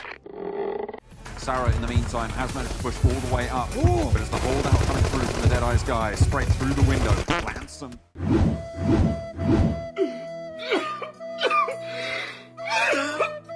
Just starting to make their way outside of Pachinki, which I would argue is a little bit too late.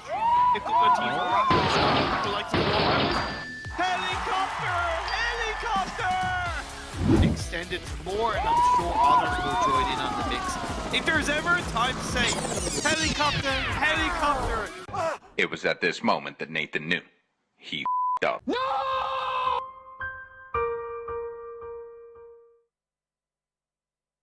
Yes, kills, but this will make it big for Sanhok if they can get the chicken dinner.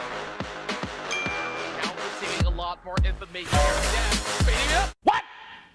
What? Hang on, back in! Hang on, back in!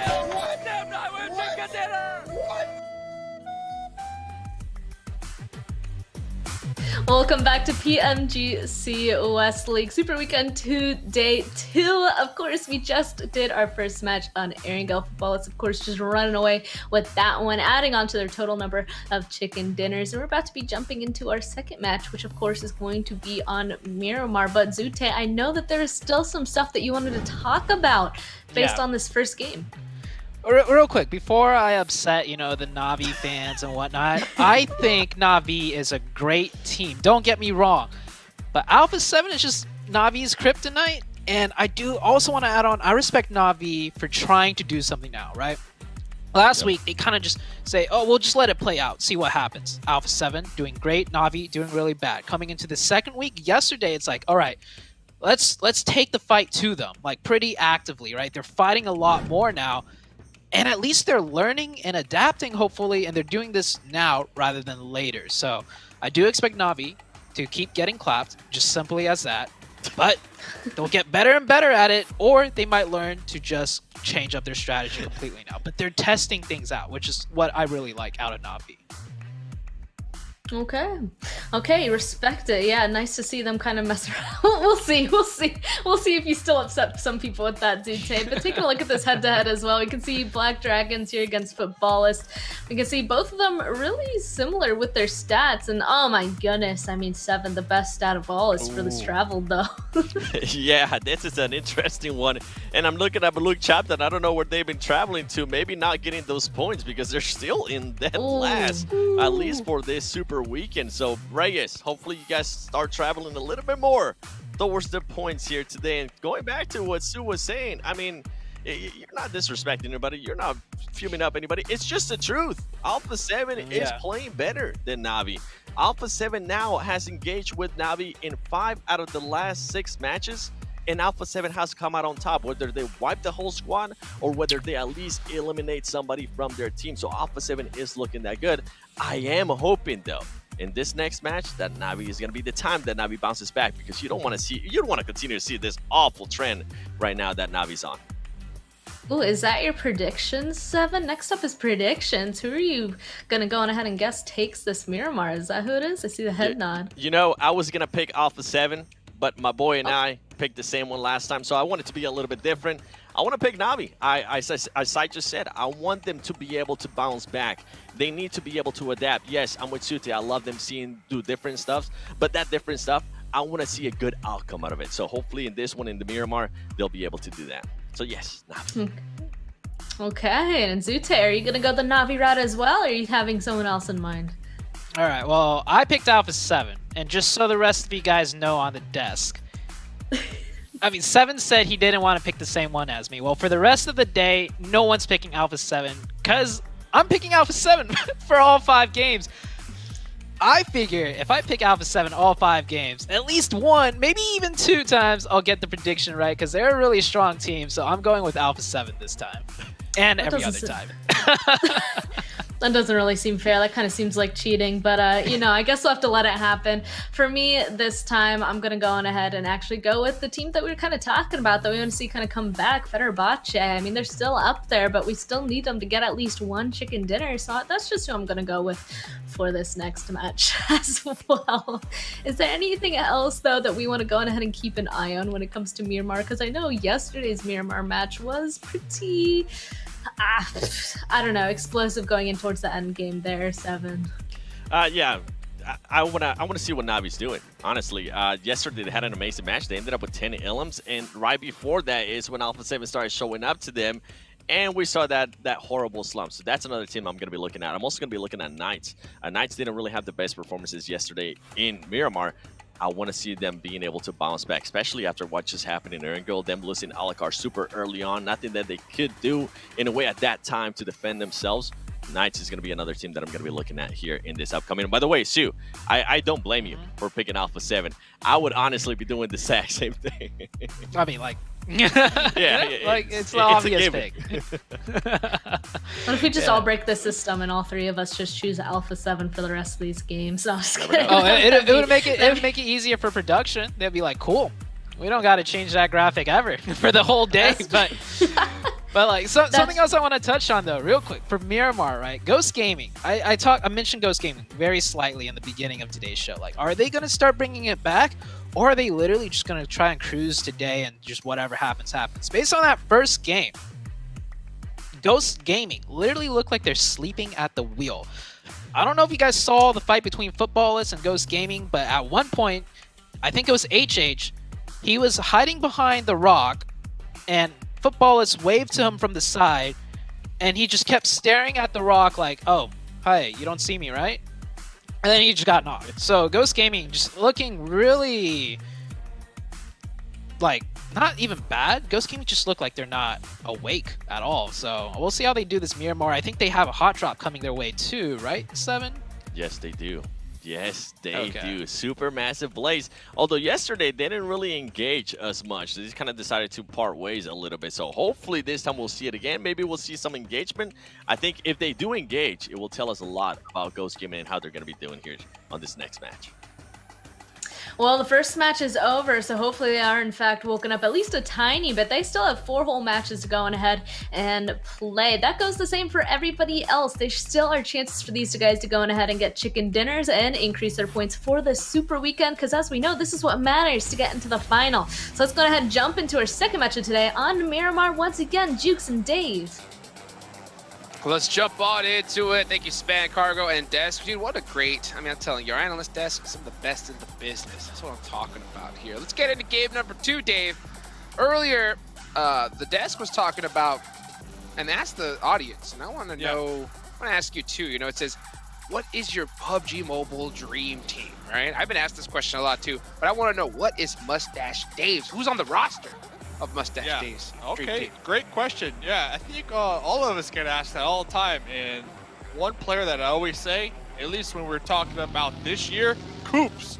Coops definitely one of the players. I think Carrillo from A7, another player, so that's 50% of my team. That's a good one. I think Action from STE. Okay, there's 3 players on my team. So I got Carrillo, I got Coops, I got Action, and that 4th one for me. Oh, I think it's a toss-up between Revo or Timber from S2G. So we'll get back to that because they were talking about the hot drop here on Miramar. Looks like Ghost. So far, looking kind of good out here against SMB. That's how it's done. You know, getting that initial kill is going to be huge. So that's a 4v3. And this is it. Pecado, baby. Sin City. And another knock on the side of Ghost. HH24 busting out the mini in the CQC. Beautiful shots there. So that is going to be a 3v2 situation. So now Ghost, all they have to do is get calm, collect themselves. They've already got Savian out of position. Solo. Oh, I thought that was a shotgun. The Winnie. He's got the Winnie, baby. Oh, make something happen. Punish him. Punish him. Oh, Spec with some return shots. Oh, he gets shot from the side. And down he goes. Talk about trying to deny the point. So, yeah, I think Ghosts are going to come out on top of this one. I got a strong feeling. I predicted footballless last game. I'm predicting Ghost to win this one of Picado. Hot take. So, Jukes, I know you're trying to avoid the question. I said Carrillo, I said Coops, I said Action, I said Timber. Don't be avoiding my question, man. Hold on. What about you? Let me see if Tron can avoid these. The question from Ghost. And the question is, do you guys want to go back to the lobby? And Supermassive Blaze said maybe not without getting a kill first. Getting a nice knock, but instead, the answer is yes. So you want Tron on your team? That's what you're saying. I'm gonna pass for now. You know, I'm gonna lie. Okay, my PUBG Mobile dream team. 4 players. 4 players. Number 1. Gotta put myself in there, dude. Because in my dreams, right, I'm the star. Okay, Dave? Oh, man. Right? Hold on, So I'm the coach then. I'm the coach of my team. Yeah. Mustache I'm the coach Dave, of my team. Mustache Dave, my coach as well. Okay? I'm the coach? Okay. Yes. Need the coach Dave, right? So we're myself, winning. and then for the other 3 players, Carnage, and Carnage, dude. 3 Carnages. That's a dream team right there. Because you know what? Why? I need to be motivated when I'm playing. And when I know if I'm playing with 3 Carnages, I'm getting yelled at 3 times, you know? And that's going to drive me to push myself further beyond, you know, to ascend, Dave. I don't know if I can coach that team, man. I believe in you. I think it's you and Carnage all day, honestly. I'll let you guys do your thing. Yeah, I'm going to coach my team. I got Carrillo, I got Coops, I got Action, I got Timber. I'm coaching them to victory, number 1 team. We might see you and Carnage in the lobby. You know, I can see you guys going pretty far. But I don't know. I don't know if you're going to make it against us. All right? My squad. I'm just saying. But hey, nice pick, though. I respect, a boy can dream. I respect it. I respect the pick. Not going to lie. Oh, you got to do it. You got to do it. Bold prediction there. Saw Revo. Look at that little parkour he was doing, dude. Those guys, Alpha 7, know El Pozo so well. I've seen them make like these crazy roof plays, and it's so funny because El Pozo's like such a huge city that could easily be split looted, but you know, so many teams don't even want to get close to them because they just dominate that city so well. Yeah, and right next to him, I guess, what's Baluk? Baluk. Just get away from him. Get away, Baluk. Just don't even early engagements. You don't even get close to nobody. Just wait until the end, man. I mean, like, you got 10 points so far. If I'm Baluk, like, I would just be playing it very conservative with rotations, avoiding early engagements, maybe only trying to get 3rd parties. You know what I'm saying? Like, that's what they really should be hunting down. Yeah. But yeah. In all seriousness, like, to add on to that point, and, you know, it kind of just sparked on my mind because you spoke of Carnage. I think if I'm Buluk, just go review all the footage from 19E and just do what they did. Because 19E, that team was 3rd-party king. Like, that was their bread and butter, and it worked for them quite well, in my opinion. To kind of add on to your point there, I think if Bulu can kind of go for that strategy, I could definitely see them doing a lot better here. Yeah, but don't, follow it completely because they didn't make it here, So maybe. Okay, but the third party sense, Yeah, but take that. Take that. Yes, I do agree. They were able to get that done. Oh, Revo just gets in fire as well. Is going to be able to survive it. And Frozen, gets burnt up. Frozen does burn the Molotovs. That makes sense. Makes perfect sense. And actually got a couple words in with Frozen, just kind of asking once again about that 1v4, because we never really got to touch base, right? And that was so Frozen nice. said that they were really excited, but they were able to keep calm. They were able, and I think that's a key takeaway during that 1v4, is how calm they were. And they recognized they had the hill advantage, so they analyzed the situation and just reacted to it. But reacting to it in a calm way is what Frozen said really allowed them to get that 1v4. And when we talk about next RIA as a squad here today, they said that they want to show some aggression here because they are playing with confidence here today, and they want the viewers to really be happy. The viewers, especially from Turkey, to be happy with their performance. So they're out here trying to put on a show for a whole region. And I think that 1v4 was that spark from Frozen that kind of started the next RIA hype, at least for me. Man, it's just so crazy to see that. It's so true that every single team here is most likely representing their region on their own. And, in order to be able to go to the next stage is huge, not just for yourself and your team, but your countrymen as well. So many people watching this at this high of stage of play. HH24 does go down there at the start. Baluk running into S2G after all, and they do catch Silas out of position. So they are going to steal away a point. So Baluk Chapton still hunting down players. Does work out on this one. Oh yeah, and I was going to bring up a point about S2G last game as well, if you recall. And nice little segue right there. So I asked they do have a bunch of points when we talk about the overall leaderboard. And I said, are you guys, going to be practicing here? I don't think practice is the right word, but I think using this time to try new things, to try to, tighten it up. And they actually said that they plan on trying new tactics while maintaining their leaderboard status, because when it comes to the finals, you might see some new things from S2G. And I was like, so some new things. Like, that's interesting. So they're kind of practicing. They're trying to implement those new plans and tactics according to them right now, while they have time to do just that. Kind of like what we were talking about with Navi last game. So it's definitely something that these teams at the top leaderboards, they have on top of their mind, right? Like that's the game plan right now, is to try new things that you might not be comfortable with, and just prepare for the finals, honestly, Hot Chicks. And I know we're thinking far ahead, right? Don't get me wrong. But at the same time, now's the time to think that far ahead. Absolutely. I mean, I think that's the play right here. Right now is to just do nothing but fine-tuning.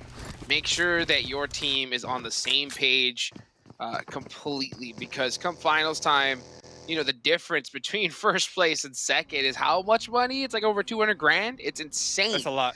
That's a lot, so you want to be able to just get any little issue that you have out of the way. And I think you're totally right. Doing these new strategies, new plays, practicing new things is going to be super beneficial to have you more prepared come finals time. And not just more prepared, but also kind of mix it up for teams that are going to have eyes on you. Like if you're at the top, if you're S2G and you're Alpha 7, I guarantee you every single one of these teams, top to bottom, are doing the most intense VOD reviews on you specifically. So if you pop off, that's kind of the thing that you have to worry about a little bit. But if you're confident, you should be able to handle it either way. Oof, talking about confidence, it looked like Baluk was taking some shots at Ghost and possibly looking to make a play. Possibly trying to wrap around that mountain that Ghost did occupy after that rotation. And it looks like one of their squad mates got caught in the crosshairs of the Knights out here. Yeah, it looks like the Knights are going to try to get a reset off. It looks like they are going to be able to get it. This is still pretty early in the game. We're only in circle number 2 here. So this is definitely that scouting phase, trying to be able to find your positions, get as central in this circle as possible. Also protecting the vehicles. That's a very important thing inside of Miramar. Gotta have those vehicles because it's just so big. That circle hard shifts, you need a vehicle to be able to make that rotation. And it looks like Baluk are trying to get some revenge here. I don't really like this play. Especially with 2 down, trying to get this save is going to be so risky. Oh, Elaine busting out the bolty action. Got the 8x. That's the scope to do it. Can he hit those, though? That is the question. I don't even think they need to hit them, right? I think just keeping that pressure and making sure that Knights don't peek over that ledge to get the knock or the secondary knock onto that player getting the revive for Baluk. I think that's the game plan. So they might be able to pick him up right here. Yeah, they may be able to pick him up, but where are they going to go from there? I think they have to just kind of sit and wait because that is pretty central in the circle. So we'll see what happens with that as we move on over to another fight. Fibonacci versus S2G. Looks like Fibonacci, they are doing, Fenerbahce doing a 2-2 split here across the side of the map. S2G are grouped up as 2 in the middle. I think they realize they're a little bit out of position. So I think right now S2G is just trying to buy some time and trying to figure a way out, but I don't think they really have the utility to be able to eject from here, especially with Timber having the only vehicle. Luke just getting shredded in that kill feed too. So S2G, we just talked about them. Their squad, they are comfortable. We see them all the way up at the top, even though A7 have been slowly creeping up right behind them. Top 16's the goal. So S2G, they told us they wanted to try out some new tactics here. They're in the lobby to prepare. And right now they got a really wide split between them. Barren terrain as well. So it's going to be really interesting to see how they end up surviving. But they do get the next circle, which is huge. Oh my gosh. Yeah, look at the shift. Look at the shift. So I'm really looking around here. Who does this really benefit the most? And what I mean by that is I mean teams at the bottom of the leaderboard, right? I'm looking at teams that really need these points. Unicorns of Love, though. Besiktas, okay. Unicorns of Love, they super wide split, but they don't really need as many points as Besiktas, like you said. So let's see what Besiktas could do with this newfound advantage. That's a huge shift for them because they're going to be able to just hug that blue zone and go to that hard shift side. They may run into Unicorns of Love, but they're so split up that I think that they're going to have the advantage of that. So that's a good rotation for them, and Besiktas have been doing very good so far in this particular super weekend, as they did miss the first. Rest of the teams are sending it on down. Navi are so far out of position. They've got a long way to go to get into this next circle. They're hugging the blue too. So looks like kind of following up with the Besiktas push. I can see Navi rotating through them eventually, right? Eventually. So we'll see. S2G though, they've been out here in the barren terrain. I'm surprised we're not taking any shots quite yet. I don't think they want to give away their position because they do understand that they are very split. So if he does make noise and gets knocked, there's no chance of getting picked up. So I think S2G is just trying to just stay quiet, stay elusive, and then hopefully be able to group up together in this next zone.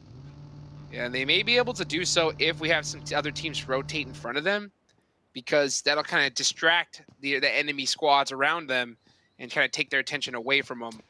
So yeah. S2G are kind of waiting on a lot of contingencies here in order to make the best of their situation. Yeah, I guess once when they start to take some shots out of football, it's like they're doing right now. Fenerbahce right above them might decide to crest over and really get that punch, that 1-2 punch onto him, like you mentioned. S2G is super separated right now, and I don't know, this terrain is looking deadly to me. Nice little headshot there onto Fenerbahce, but the thing is, S2G, they did make that noise because that kill was just too juicy, you know? When you see that vehicle run out in the open, you got to take those shots. So they did, but they did give away their element of surprise at the same time. They are running a 3 split, kind of like a little triangle here. So they do have multiple angles to get coverage. Ooh. And if Fenerbahce opts to play this passive, this may work out for S2G and Navi on the long rotation. This is outside of the zone. And they do lose. I like to say when you make rotations like this, you usually have to make the player sacrifice. And Navi willing to pay that price to get into this next zone. They're gonna lose 2. And it joinks in a row away from them too. So Navi, that's literally the worst rotation for them possible. Not getting any breaks here in this game. Wow. Yeah. Wow, well, what a shift out there to that west side. And this is Miramar, so you definitely want to have these vehicles ready to go, equipped, gassed up, juiced up, and already in it to kind of deal with these circle shifts. And Fibonacci still big chilling. I almost feel like they don't really necessarily need to push out of their compound to take out S2G. They can just kind of let them be for the time being and kind of play bigger picture. But looking at other teams like Rise, like Black Dragons, like Aton, even Besiktas that we just complimented a couple of moments ago, it's going to be a challenge breaking into this new circle. Looks like the Knights were able to catch Timber from S2G, so they end up losing one on that three-person split, so now they're stuck to with 2 people left. You know, going back to Navi, I like that the zone shifted away from them because I want to see what Navi could do here. You know, like, oh, Navi didn't catch any breaks, but like my brain just like hit me. I was like, this is Navi, you know, the squad that we should expect high things from. So I want to see Navi still have success, even though they didn't get this circle. I want to see what they could do here, so I'm going to be keeping a close eye on them right now. Even with just a 2-man, what can you do, Navi? Yeah. That's the question. I think they could really third-party this fight in particular out here. Asta, and some nice little sprays right there, but then pulling back because Sun HP and Zessie getting really close within grenade range, tossing a couple over the way, and I believe causing a call to push back. But Black Dragons trying to pile in over here on that east side, running into Rise. And here they go, Black Dragons coming off of the last game, did get a nice second place. Oh, Navi, here they go, Matic pushing up right behind. And oh, GC Guy gets a beautiful nade onto Nunez. And now you're gonna see Black Dragons shift their focus onto their backside, worried about Navi. Actually, instead of doing it as a team, they're gonna split up. Not sure if that's the best play here, as Matic, if he wins this 1v1, it's gonna be at a big advantage. Can he be able to hit the mark though? And Asta from long range gets one of the Black Dragons down as well. That is very bad for them. And Matic wins that fight, so that's huge for Navi. And then Golden taking a fight with Gary. Of course, Gary wins those. And I feel like the Black Dragons really misplaying that one. Should have definitely focused on the 2 players behind them. Take them out, heal up, regroup, recalculate the situation, then push forward into the zone right there.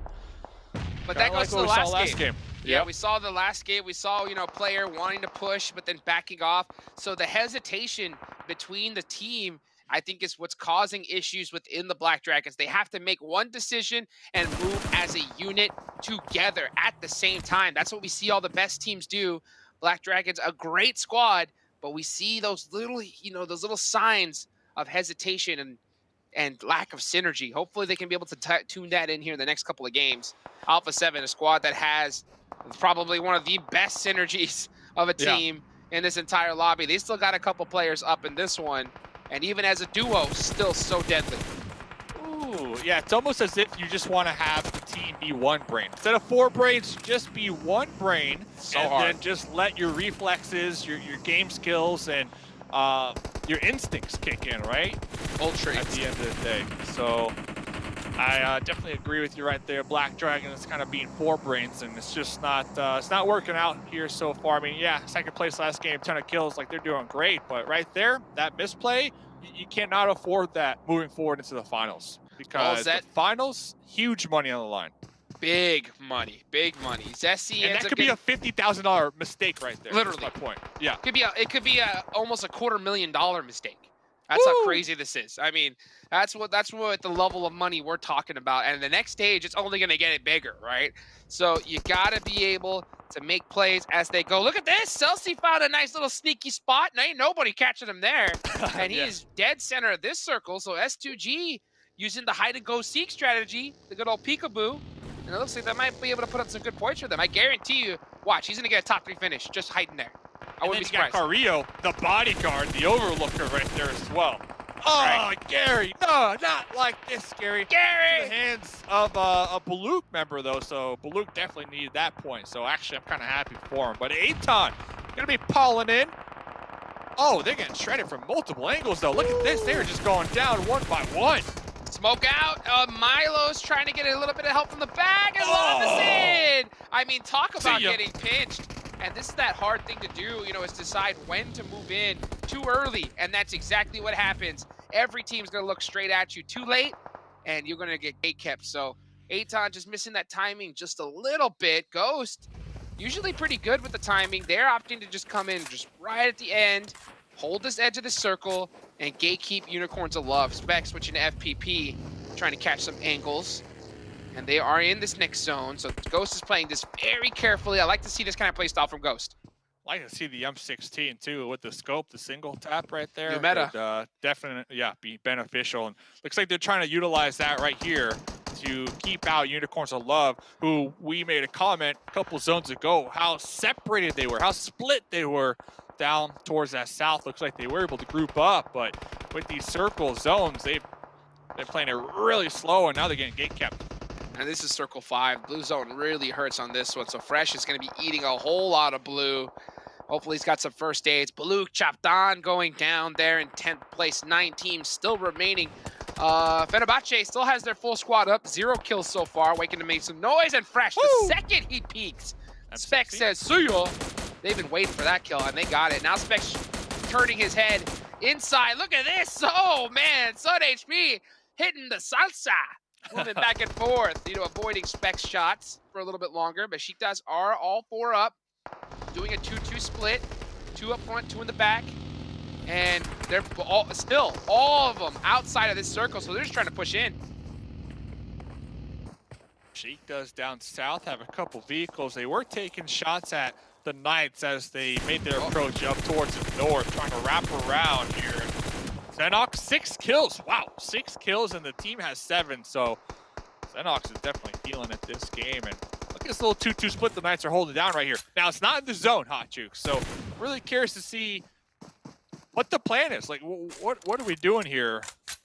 Possibly trying to take out Besiktas before relocating? They got to move down. Yeah, they're trying to get some shots, an initial knock to be able to get a little bit of breathing room to move into this circle safely, but they're not going to have that at all. They had to full send it, so they moved on over. The zone is closing onto them, but they can't just full send it in, otherwise they'll die. They're waiting for the perfect time, hopefully waiting for some teams to fight each other to be able to use that time to move into this next zone.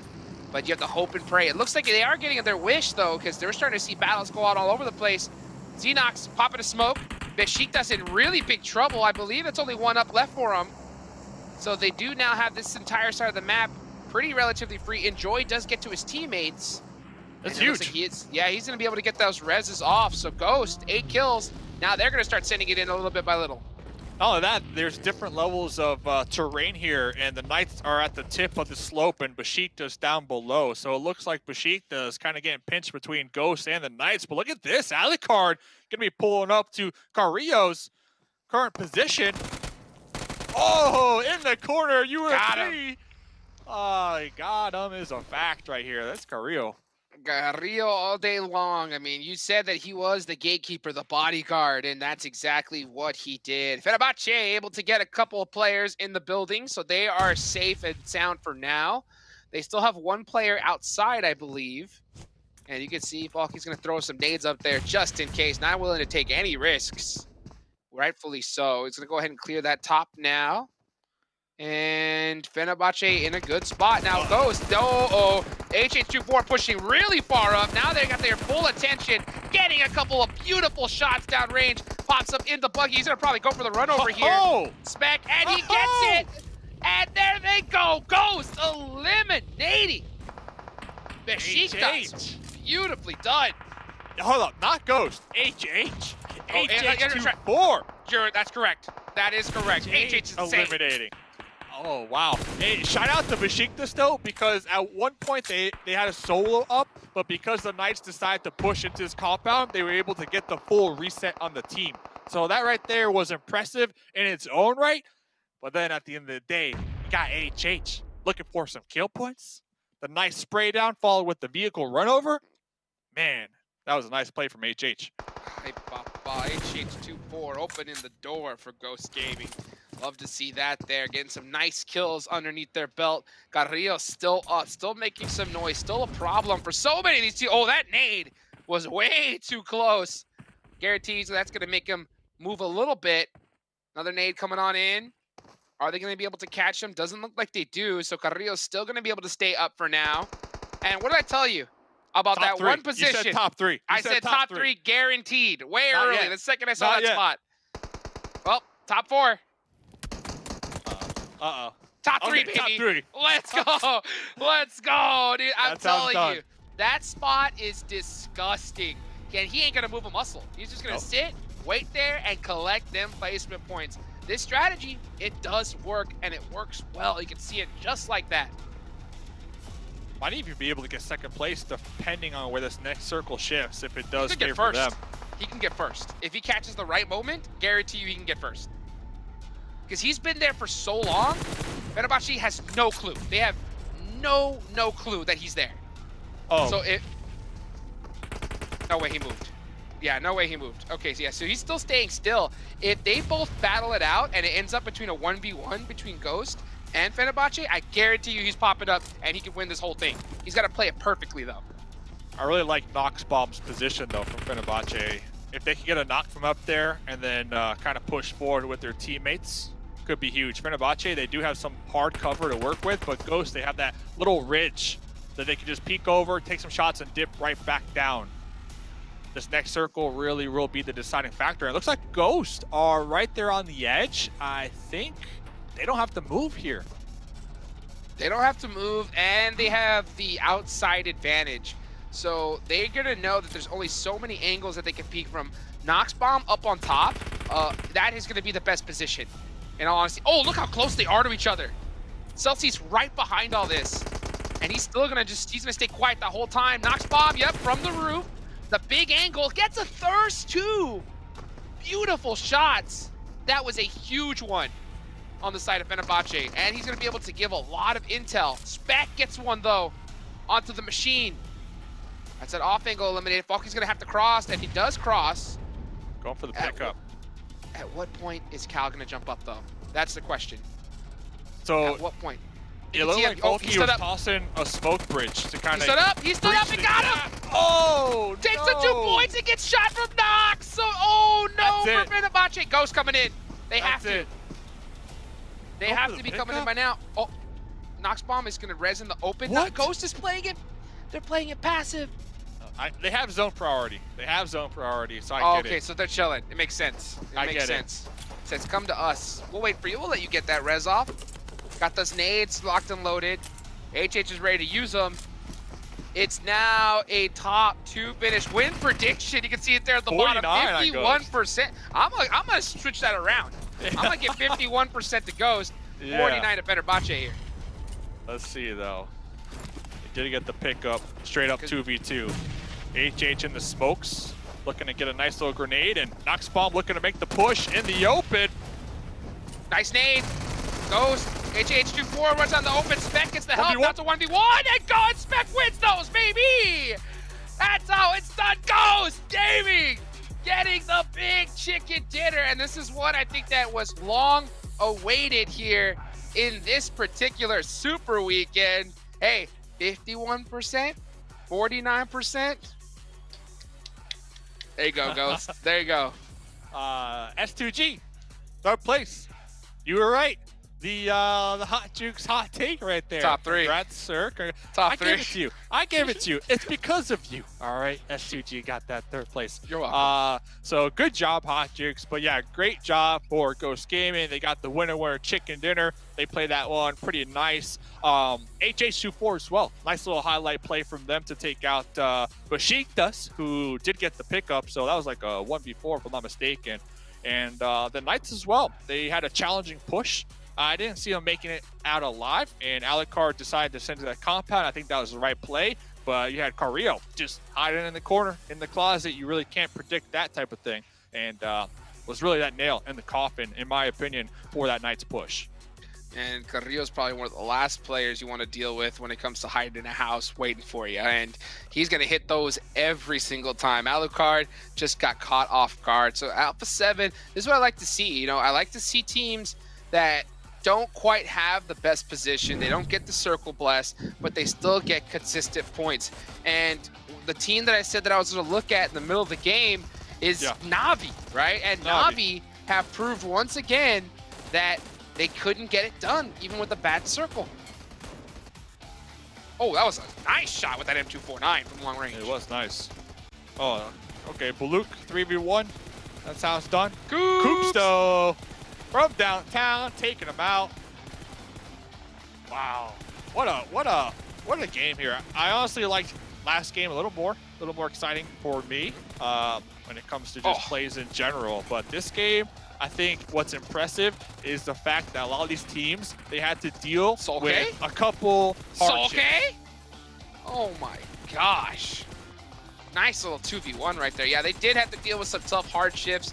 I think this was a very like pure game when it comes to like rotations, technical skill. That's what I think was really required here to have some success. Look at that little bounce nade as well. And man, the plays that we're seeing here, Gary, all these players, man, it's just so insane.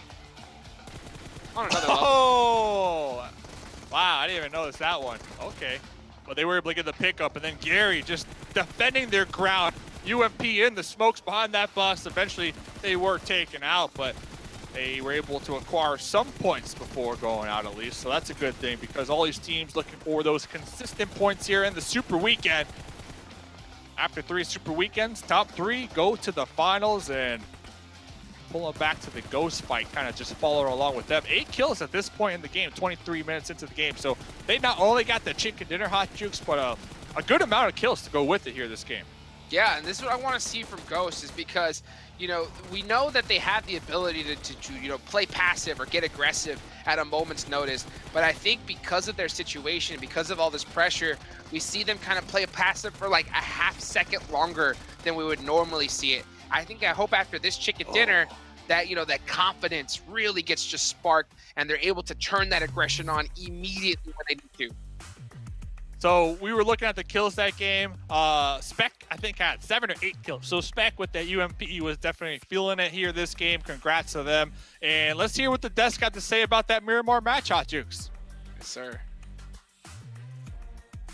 All I have to say is I was so close. I was so close. My guess was Fibonacci. They're gonna go on ahead and take that second place at least, though. Yeah, exactly. So close. But that was once again an exciting game that, wow, Ghost really went on ahead and was able to turn this around. You know, Zute, you kind of guessing that Ghost was gonna kind of take it chill this Super Weekend, but that chicken dinner says otherwise. I was asking, is Ghost Gaming gonna, you know, wake up, or are they just gonna chill on by? They definitely woke up. 16 elims. That's the chicken dinner plus a really high elim game. Not just a regular elim game chicken dinner, but a super high one. But I want to give a shout out to Fibonacci as well. They did do pretty good. They didn't get that chicken dinner like you predicted, Spam, but they did pretty well still. 7. They definitely did. And with Ghost, I mean, that's... Sue, you know what's crazier? That's their best game so far out of both Super Weekends. That's the most elims as well with the chicken dinner, and you were mentioning there too. S2G, I feel like we got to get some credit to S2G. We've been talking about them mixing it up and doing certain things. Well, guess what? S2G went back to like maybe day 1 of Week of League Play 1 by being able to just be patient and go for placement points. We do have the MVP right here, Mr. Spec, being able to collect those 7 elims and 1,259 damage for him. If I'm not mistaken, that might be the highest that I've actually personally seen from a player so far this tournament. I could be wrong, though. I could be wrong. Nonetheless, though, we are going to be looking at the Super Weekend rankings. Alpha 7 still being able to maintain that top position with 96 points. Keep in mind, this is just for this Super Weekend. Later today, we will be showing you the combination of those 2 Super Weekends, what it actually matters. With Knights here, 86 points. Besiktas maintaining themselves too there within that 4th place. And now we see Ghosts after that game, Sue. I mean, we were talking about it, right? You even called him out. At one point, we saw HH24 in the first game, though he wasn't doing anything. In this one, my boy sent it, and on top of that, he was able to collect some elims. Oh yeah, he sent it on that team towards the end game in the car. He had 2 Ghost members covering him. Beautiful play. I made a joke about HH falling asleep right in game number 1. Tell you what, he definitely was not asleep when he was driving that car into another team, because he drove in and just wiped them out. Ghost Gaming looking really dominant, but we always talk about Ghost Gaming's consistency, right? Is this just like a one-off thing?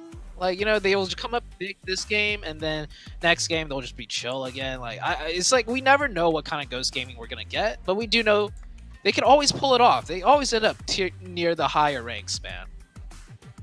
that they do. So, I mean, that means that's probably a good vote for people to go on ahead and do. I kind of already talked about the fan vote, but what we can also do during this is get treasure boxes as well, if y'all didn't know. It's a PMGC exclusive, and all you have to do is go into the Esports Center, watch PMGC live on YouTube or in-game there, get the PMGC token, and redeem it to the PMGC permanent items in the PUBG Mobile Esports Center. There are 2 more treasure boxes coming up during PMGC, and you can, of course, find more information from the in-game Esports Center. Yeah, look at it down there. And we already asked you guys the first question of today on who your dream PUBG Mobile team would be. Well, we have another, and that of course is, what is the best way to eliminate the enemy? Punch, run over, or headshot? I feel like this is a hard question in my opinion, because easy. All of them. Oh, easy. Yeah, easy. I feel like YouTube they chat, each have their I would own love flavor. to see. Sorry, Sven. I was gonna say I would love to see the responses there from YouTube chat. Personally, for me, I think you punch them. That's just the best way to go about it. What do you think? I got Sue? the best answer. I got the best answer. You know what the best answer is? You throw a pan at them for the chicken dinner, because that actually happened over on the east side. That's a real thing. I think they forgot to include the pan kill. I think the pan kill is the ultimate way to finish an enemy off.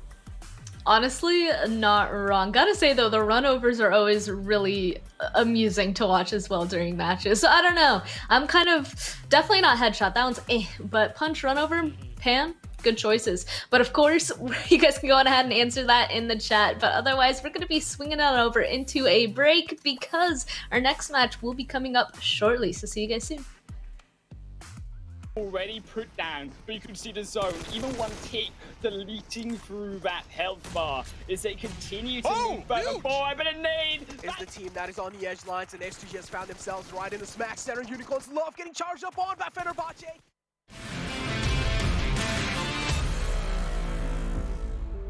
The only now outskirt team still to make it inside, still unsuccessful here is Mad Bulls.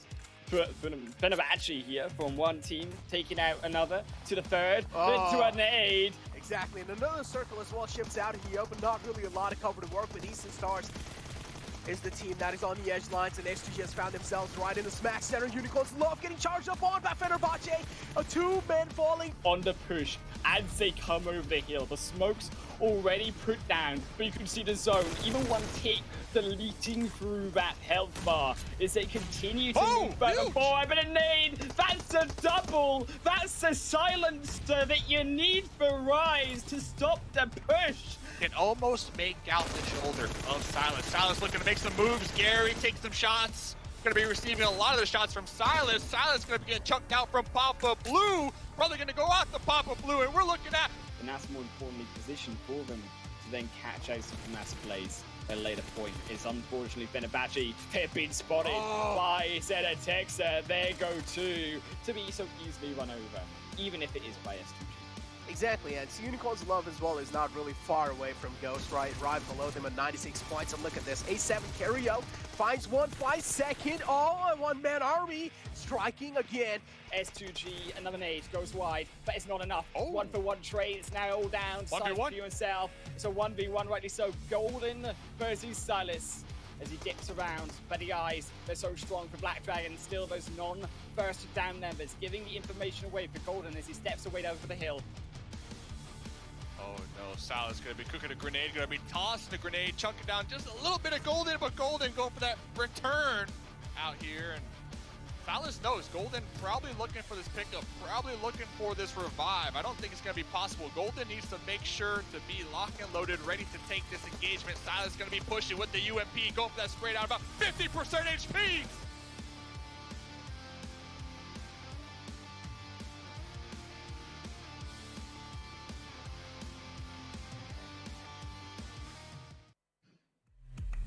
Welcome back. It is, of course, PMGC West League Super Weekend 2, Day 2. And we're about to be getting into our third match. So it's going to be our second Erangel match. And after these first 2 games, curious to see who's going to go on ahead and take this next one. There we go. There's the schedule. Just so you guys can go on ahead and get a refresher. We got a game from Footballist, a game from Ghost. Kind of curious to see who's going to go on ahead and take this next one. I mean, Sute 7, so far all of our predictions, we've been wrong. Yeah, that's just how predictions go sometimes, right? But if you guess one thing enough times, you'll get it right. At least that's my strategy. Looking at the most damage for that match. Of course, Spec is up there. He got the MVP as well, but it's good to see Xenox here too. Xenox coming in with 1,065, and HH, he had 702 damage, but I think HH was one of the more crucial players there towards the end. You saw that push that he did that wiped out that side, that gave Ghost Gaming the control for that late game 7. Yeah, sorry. I was thinking about Navi.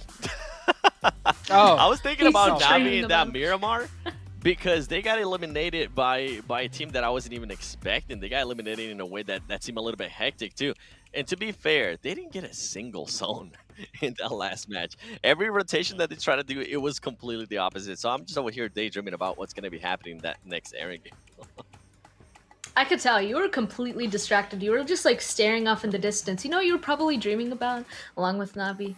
I bet it was 1 + 9 and 9 Pro. Yeah, look at your face. I got you. Because with flagship performance and an immersive 120Hz display and hypertouch technology made specifically for gamers, 1 + 9 and 9 Pro are your best shot to climb the leaderboard. So honestly, that makes sense. Maybe you're thinking about Navi and 1 + 9 Pro at the same time.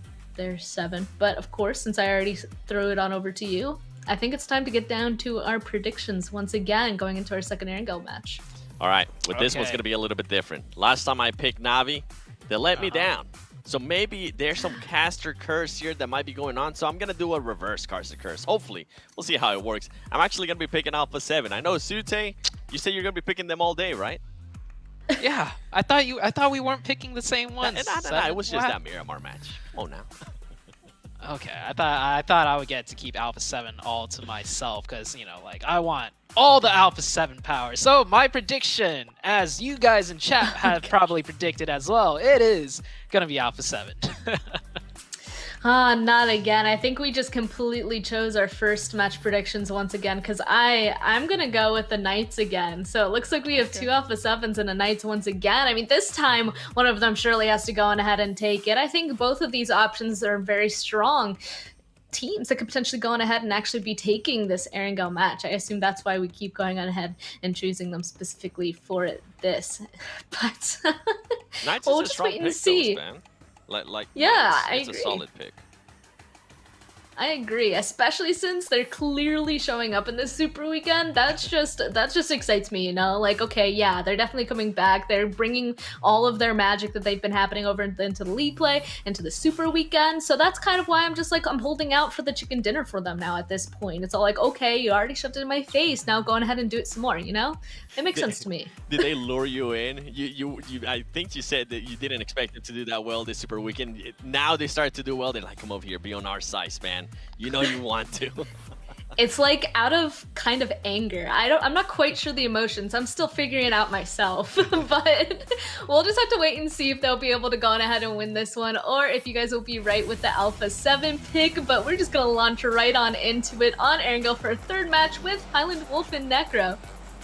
Thank you very much, Bank Cargo. We're headed up. Third game of the day. We're in the middle portion of the second day of the second Super Weekend. Necro, I think we've seen some really interesting games so far. I mean, then we had Ghost Gaming coming out with a win. A little bit griefed towards the win with the help of S2G. Feels bad for Fibonacci, but I think that overall, coming into Erangel, Fibonacci have been looking strong, but I tell you who else has been looking strong in my eyes, and we talked about it just before getting in on this game, is actually Besiktas. I just wanted to have a quick moment and mention the carry potential on Enjoy this Super Weekend has been a step up for Besiktas overall.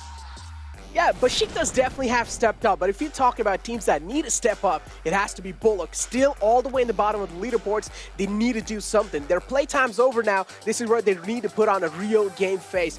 But I saw the analyst desk as well, like, you know, going for the predictions, so I feel like, Jake, we should also try and make a little bit of predictions. I'm going with Black Dragons. What are you going with? Oh, I mean, you can tell my favorite, right? Besiktas, I think that Enjoy, the carry of his team, has been really stepping up for me. Personally, I have faith. We saw them take one game already on Erangel this Super Weekend, but I'm really interested to see as well if we can get those repeat Super Chicken Dinners, because I think Footballist, they could be on track to at least getting 2 in today. I mean, they are up against tough opponents. So, I mean, Unicorns of Love have looked fairly strong, and I think overall it's going to be a very difficult zone on top of that, considering that that was a very westerly shift through that first phase. I mean, there wasn't many teams considering also that more eastern-fronted playing path. So actually, as a result, we're going to see a lot of congestion coming in around that more Roshok lying down across mainland Erangel towards that Potato Hill side. You can already see teams, of course, making their way early through into that zone to try loot up later in players. Footballists, back to that fight, of course, will confirm 1 against the rest of Unicorns of Love. And Unicorns of Love, you can see, unfortunately, with that knock and with that kill against them, they have to run for the hills. They don't have that position there, a little too split. But not just them that's fighting. Nice and Papi Potro, too, in the midst. Papi Potro looking to challenge this one. Just closing his distance inside the compound, trying to get real up close and personal. But here comes the backup from Knights as well. And we do see the rest 2 players just ramming their vehicle inside the compound. Papi Potro doesn't have an automatic gun. Has a little bit of Mini 14 in the hand. He's not going to be able to retaliate back, so Papi Potro will be put down to sleep. And while the backup from Furious Gaming is just going to return, he's too scared. He does not want to fight the unstoppable force of Night. So now Furious Gaming, they're on a retreat. But on the other hand, on the military base, the silence has broken. Unicorns of Love, they are fighting against Footballists. Footballists, of course, the winner of the first game of Erangel. But at this time, it seems like they're getting dismantled by Unicorns of Love. Yeah, I mean, Unicorns of Love, they have found that initial knock back onto him, so it's going to be a 1-for-1 trade in Footballist. You do have that revive back up, and of course, they did take away what one of Unicorns of Love, but you can see they're not quite done yet. Lin's position on that high angle, very, very crucial for Fresh here. Getting in is that base of fire. Fresh going to have that frontline opportunity when that's a distraction. You've got GK first coming in, Lin on the backside. That's still real carry, so that's who you want to get across that wall and into Realm and Lovers In. But Realm's position here on the back, very equally important, because Realm is in charge with Lovers In of keeping that back line away, and I think that Footballists, they know that something's up here. Unicorns of Love have been very passive these last 30 seconds, and as a result, they are starting to check those flags. They're starting to check where are these members of Unicorns of Love, and keeping tabs on those players so important, which is why you can see Footballists have gone to that 2-2 split to get that wider angle of information. Unicorns of Love definitely taking their time to think inside this one, which is quite appreciated, but still, they're a man down. On the other hand, Footballists, they're looking at a 4-man strong squad. They could have tried and capitalized when they got that initial knock on the Footballist, but still, instead, they opted to play out a little bit more safer. GK first, finally making some moves, might just reveal his position to the players of Footballist. But now it's a complete stalemate, and I'm not really expecting this stalemate to break out until at least a couple of more minutes. Fresh is there quite close. If he gets even more closer, he will have a fresh start to the game. That's going to be the knock if it does it, though. Fresh finds it with the help of Lin. Soulgate's going to fall down. He should find a revive. Almost a return onto GK first. As the Nate won't take them down 100%, but you can see Fresh, Lin now closing in on the gap. They're trying to use the pressure of Soulgate down, but Soulgate has been revived, but they'll use that pressure as Footballers try to collapse in, and Realm will drop 2, and now he might have the upper hand as they turn it back into a 3-on-3 as Realm, he'll drop.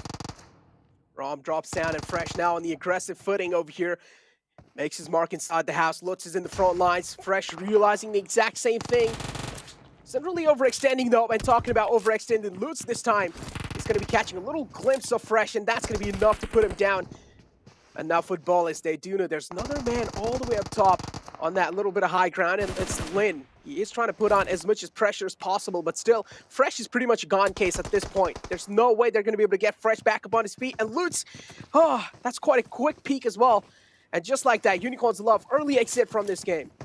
Yeah, I think it was a little bit too aggressive there from Lin. You can see that they're trying to keep information as well as heal when they're so low, whereas actually you can't do that when you know that Footballists are there on that rooftop. And rightly so, they get punished for that. I think a little bit of over-peaking coming through from Unicorns of Love, and they do lose all their lives from that as a result. But I think that the damage has been done right. I mean, Footballists, Unicorns of Love, we're now 7 minutes into the game, and you can see through that map that they're over and over And actually, that zone is gone away from the Southwest Island. It's gone over from the South Island up towards that western side zone, should I say. And as a result, Black Dragons, they're starting to gatekeep that western bridge. Means that probably you're looking at footballers that have to cross that eastern bridge and actually fight their way through that mass of players in around, as we said, that Pachinki side area. As you can see, they have actually started to roam up all of them together.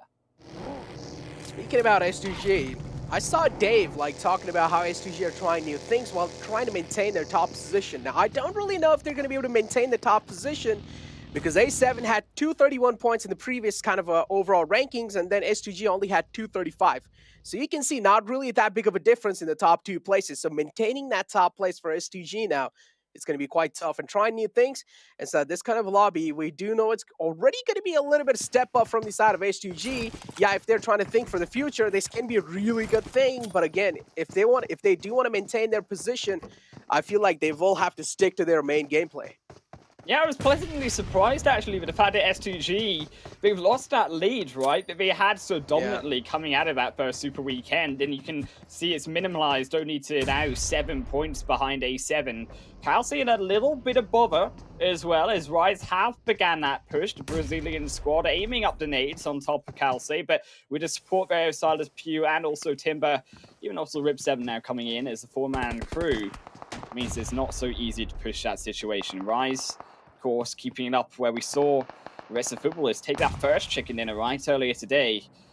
But you can see that their position is slightly more spread. S2G have laid in down the smoke road, and it will escape for now. So S2G not looking for the offensive push, but speaking of offensive, Black Dragons not in this position in that compound, but elsewhere, and still looking for the shots, as unfortunately does look like they cannot find them themselves. Previous game could have been Fenerbahce's chicken dinner, but still, just a last man from the side of H2G, it was Kelsey, just completely screwing them over, completely griefing their game. Fenerbahce, again, they're just left with 0 chicken dinners on their name up till now, but their performance has been up to the mark for sure. On the other hand, yeah, if you talk about Black Dragons, they got a pretty clean rotation all the way from down south now to up west. They're pretty much in the center of the zone, but we talk about rotations. Bullock, this game is quite important for a team Bullock, and while A7, they're just rubbing the salt on their wounds. They take 1 man down from Bullock. A7, they're looking quite good on the top, on the charts, but Bullock, they're all the way in the bottom, and they need to strike back in this fight. If they're not really able to, well, A7, they're going to be easily able to capitalize onto a team like Bullock, and well, Bullock, we do know there's a lot of things on line for Bullock, and they need to try and do something. Mafioso Cario already been taken down. Senetex is still all the way in the back. And, well, the position that Senetex has found himself in is quite tricky. Takes a couple of shots from Maidon, but he's able to get back to safety in the nick of time. But, I mean, Maidon is so far away from that fight, right? Bullock, I think they're making a slight mistake. It's surprising, actually, A7, they've also decided to split so far. And because it took that slower, actually, Bullock, with the help of Maidon, despite being so far away from that fight, has actually been able to pincer away Senetexa, and they've been able to find that revive. He didn't even confirm that kill. So despite all of those knocks that went over onto the way of A7's side, it's actually Bullock who came out massively on top with those 2 kills. It's very interesting to see that A7, a team that we know for being very aggressive and finding those kills, are already reduced down to that solo member, and barely a solo at that. Oh man, that's not really a good start for A7, but again, they are looking pretty good on the overall ranking, so it's not really going to be bothering them quite a lot. Still have 1 last man alive. Senetexa can always try and go for those placement points just to maintain that consistency. But on the other hand, talking about consistency, Navi definitely not really having a great start for today, especially in that previous game. Got kind of that late rotation, and wait, I'm going to hold on to my words. Navi putting the final nail in the coffin for A7. A7 taking out the way now. Navi, they won't really have to worry about them clashing again in rotations. Yeah, right. I mean, A7, they just cook that bad fight against Bullock, and I think they pushed in too hard coming in over Severny, and then they expected Bullock to be there, and then they push in onto that Northern George post side. I mean, knowing that Navi make this type of rotation, they are going to be there. So a slight mispositioning again through from Senetex, and not playing it slower towards the edge of that blue zone, knowing the direction and who they were coming into. But that zone, it of course has centered. in phase 2 towards that Gatka field side. So you can see that around again, there's top 6 compounds. You can see S2G, they started to hold that position up. Also in towards them, the likes of those just below Black Dragons, looking over Supermassive Blaze as well, heading in on towards that center spot. So valuable, considering, as we say, how flat around Gatka Fields is, Necro, and actually coming down off those mountainsides. So tricky in the event that we do see more of that western shift over to the edge of the G of Gatka and in towards those hospital fields. And unfortunately, looking back, of course, at those highlights, right, Baluchatan, they wish they didn't have to see that on camera, but we get to see all the same. Yeah, I mean, it's just the production being savage, man. Just got blown to smithereens in that vehicle. Bullock didn't really have that great of an ending in that previous game, but this time it does seem like they are doing quite good, at least up till now. A team like A7 being handicapped from A7 from Bullock, that's quite insane in my opinion. But yeah, this next circle is going to decide a lot of teams' fate. And yes, guess what? S2G having quite an instrumental position inside the circle. They can make a lot of things happen. On the other hand, next Ruya as well, they're looking quite great. But I do want to know, do they have a safe cover to work with? Bullock, oh, what's going on? Not again. Oh, no. Not again. Don't do it to me. Be safe, please. I mean, he's stuck. He's stuck right now. He's put himself in reverse. He's healing up in the zone because phase 3, it hurts. And they're still in taking out more western side bridge, should I say, across George Pole. So it's going to be a longer rotation in on in. But Navi, who control that, that is the right decision to do. Baluchatan wanting to take that fight, especially as the blue zone is closing in, and Navi, as a result, will take control of that Everest side. I think that Navi, a brilliant position here. Top informational control coming over at mountain side, and they'll be able to utilize the edge of those ruins as well. A lot of those teams trying to find that flank side in, avoiding Gatka, thinking it can use ruins. Yes, it could be trickier to navigate in, but I'm so thinking it. Not many teams will gatekeep that, but Navi, they'll be there. As Black Dragons also Aton in towards, of course, that northern side, or heading north, should I say, of Black Dragons in towards Aton to Gatka Field. As you can see it, Aton not wanting to get stuck in this flat zone. And Black Dragons maintaining control of this hill, and this is what it's always going to be about here, Necro. Inside this phase 3, it's going to be controlling those flank sides, because those flanks, catching those rotations from teams trying to avoid fights, trying to play for placement points, that's what you want. And I think you can see it's getting caught out on more of this eastern side. Pachinki is out of card. He'll fall. A nade, double will find it, make it a triple. Is out, put him completely down in the dirt, and Coops, he's left on his own. Coops, the only man alive in this fight. He needs to make a lot of things happen. A lot of eyes on him as well. Xenox is there all the way in the back. Zessi moving quite close to Xenox. I think so. He was oblivious about Xenox's position, and now Zessi left in a huge disadvantage. Xenox having a little bit of high ground to work with. He can try and take him down, but still, Besiktas didn't realize Knights, they're quite handicapped. They're big time handicapped. Chico not really overextending himself. Instead, playing this out a little safe. He does realize pushing against Besiktas wouldn't really be the best of the choices he makes in this situation. Nate's being lobbed in from the side of Besiktas.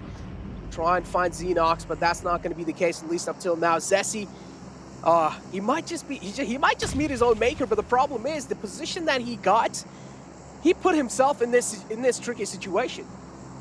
Yeah, Zessi went in through 1v1 right onto the Xenox. They thought they could control Coops, but I think what they're really trying to do is, you can see this blue wall, of course, inevitably coming behind Knights. I think they're trying to play Knights against the blue zone as that third team almost, but they didn't expect this, right? This next Roy coming in behind to actually stop Besiktas, and now we've got this problem of trying to third party with the blue, actually them being third partied by an actual team as Zessi cannot get in to the rest of his fight. It has to try hold off against Knights, I have to think, and it's up to the 2v1 of Kudor, but Kudor will give some breathing space as they'll step further back. Knights now making that really wide southern rotation in towards Pachinki to completely avoid the fights, and I think this is great for next Royer. Although they could have still punished Besiktas, they see that the zone has gone over to them, and actually they're taking control of those higher ground hills, again taking control of that compound, knowing that Besiktas, they've got to still walk in on them in this direction, otherwise take that riskier route round ruins. I mean, next Royer had quite a huge split, right? They were in a 2-2 split trying to third party that, but in the end did realize, okay, it's not really worth it. We might just lose our position inside the zone, so decided to retreat back. Aton now getting charged up on by Ghost Gaming. Cardi being taken out. equation. Milos is all the way in the back, and he's on a retreat. He's on a run. He does not want to fight Ghost Gaming. And Ghost Gaming just peppering down bullets onto Milos, just hoping that maybe they'll find one knock on him. And guess what? The cover's moving. He moved out of the moving vehicle. And that's why the buggy's on a move as well. He's not really going to be finding himself behind that buggy. And he's taking a lot of shots. And finally, he will be put down to sleep.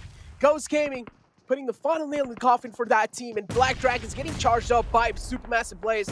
Having quite a rough day over here. And Supermassive Blaze, Tron is down quite low. GC God goes down, and now this leaves Black Dragons with only one man alive. But no, scratch that. Golden's still alive there. He wasn't able to patch himself back up. He's going for that res on to Fallen Man, but is he going to be able to do so? That's a huge question for my side. Golden and Fakuzen, the only 2 men alive. Tron is there in the clotheslines. But Supermassive Blaze looking to flush him out with those nades. Not really finding any connections yet. And guess what? I just feel like it's going to be a complete stalemate unless Supermassive Blaze, they do get their cavalry over here. Yeah, Supermassive Blaze, they are going to bring in that cavalry, right? So it means Savien's going to sit on that high ground, keep an eye on Black Dragons, but it should be full sending it here. There's no way that Savien can really aid in this fight up that far away, and you can see Mo is thankful for it, but a double nade, make it onto Golden, onto GC God, and they're both going to drop, and now Supermassive Blaze, a massive advantage in the fight is Tron. He cannot find, though, that advantage to fruition, because GC God, he's still going to defend his team. He's still going to find a fight. And now Savien walks in a 1v1. Can he find it? What? No, he cannot. And Supermassive Blaze, they're dropping despite they having the advantage. Savien taking it way too late in that fight. And Kef, I think he will also fall. And Black Dragons, they'll defend this compound. And it wasn't a surprise seeing how Supermassive Blaze played that, though. Those one engagement coming in on that building. It should have been a 3-man push, and because he didn't play it as a team, they got punished for it, Necro. The final man being taken care of by Ghost Gaming. And well, guess what? They just got helped. Oh my god, Black Dragons, they have to consider themselves a lucky bunch at this time. They were quite low, but they still were able to hold it off against them. And now Rise again here in the compound, spotting out the players of Black Dragons, taking a couple of shots. GC got out in the open. He just has the smokes to work with, but they're going to be fading away with time, so he needs to find himself a better positioning, at least for now. GC God is left out in the open, but still, Black Dragons, with that quite a bold rotation, they're being caught off guard. They're taking a lot of shots onto themselves. They're not really able to make it to safer grounds. And Rise, look at this. Gary's on a push. He doesn't care about anything. He wants the final man down. He's just moving around with the buggy, just lapping around the final man. He wants the prey. And guess what? Romaluzny as well falls down. And well, GC got the only man left alive in this. And Rise might just be caught. And yes, Ghost, they get their eyes locked on Rise. Yeah, this is why Gary was moving, because you can see that you have to be the moving target. As soon as you stop, they drop. And Rise are down to 2. And look at that zone shift as well then, Necro. It's gone all the way over to Knights, over towards Next Warrior. And these are the 2 teams that can really benefit from a westernly to east shift, such as this in Phase 5. S2G, we're going to surround Myth. They're going to feel as bad as they're going to clean up that kill. Furious Gaming, they've been stopped, though, on their tracks into zone. I think the S2G is a clear out Mythic. They should have this control over Furious Gaming, also entering their way into zone. But the problem is, they're still going to play on this uphill side. And all of these teams higher up, like Navi, yes, outside the zone, but also like Knights, right inside, looking down upon them, can have that angle above them to be able to shoot them down. Oh, S2G being the cleanup crew, just cleaning up that ground. They've got themselves, or at least surrounded themselves with those vehicles. Smokes as well being utilized just to try and buy as much as time as possible. They do know they're surrounded from all the different sides. S2G, the smokes are the only last hopes left for them. Ghost having the high ground. They can make a lot of things happen with this position, only if they play this to perfection. HS24. Oh, if he moves a little bit too closer to players of Rise, Nunes might just find an easy knock on the Ghost, and that's not really going to be good news for them. But look at this nade from Mufasa. If I'm not wrong, yes, finds 2. Kelsey and Timber goes down. Silas in the front line, still trying to hold them off at bay, but is that going to be successful? That's the question. Silas again, another nade catching onto himself. Down quite low, another nade sails right in. H2G. Oh, they might just be taken care of, but no, they're still able to hold on. Ghost, they're making that push, they're making that hold, and it's that brilliant play just above the ridge where it can't be shot at, but we can keep all of that vision with a third party over them. And HH24 is playing it brilliant with the help of course, Rise and those beautiful nades onto them. But it's S2G, who despite being naded by the rest of Rise, will still take Rise out anyways with the help of Phase 5. And now they'll survive moving in. But it's Ghost, 11 kills in this game. And my worry was, how do we get across this road? Well, they've got across that, then Necro. Now it's just about pushing further in on that zone because they've got a massive game potentially here coming towards them. Oh man, Ghost is just looking so unstoppable up till now, having all 4 of their players alive. They have the high ground to work with, have a lot of info to work with as well at the same time. Timber goes down from S2G, a huge knock. Now S2G left with only 2 players to work with. Nunes on the right side. Nunes can try and play the spoil sport, but guess what? Instead, he's trying to spoil the game of it. Ghost finds one, looking to find a second wall, but still not going to be that easy of a task. Beowulf goes down, retreating back, and Spec connects the final bullet. And that's going to be it. Rise taking out the game in 8th position. S2G is still barely alive, still barely holding on to that position. Has those smokes to work with, but as soon as those smokes fade away, that's when S2G will be vulnerable. S2G, they're making that move, but they have to go. That zone is closing in, Necro, and look it behind them. This is a real problem. Navi still firing down on top of S2G. They can't get out. They'll fall down and Ghost to clean up the fight, but now we turn our attention to Navi in the midst of a fight here between Next Roya and Besiktas. Is Zessie down and down to a solo they're going as Sun HP. There's no way it helps him playing on different fronts. Oh man, so many fights happening, and we kind of took our eyes off of Navi. They're still in the game with 3 players. They're looking pretty good up till now, and Besiktas now, look at here, in this fight, Next Ruya kind of striking in. Besiktas still have 3 players in this one.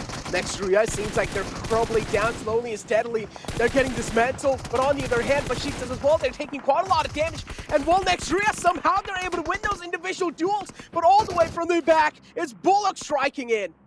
Polo Chapter, Necro, they flanked their way into the top 4. We needed to see this improvement. We heard Dave talking about moving in, trying to get those placement points, not taking those fights. Third party, and that's the third party Dave was looking for. It's Ghost. They'll be blowing into smithereens, cooked like the rest of the players on a grill.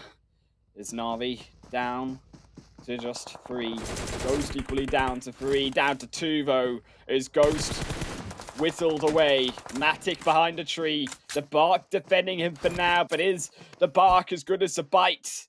Is Navi. He can't find that confirmed through. It will be the revive, and problem for Navi is now, where's that zone going to go? Where's Phase 7 going to go? Who's it going to decide? Because Beowulf down, they are struggling. They cannot find these knocks without the trades. That's the problem here.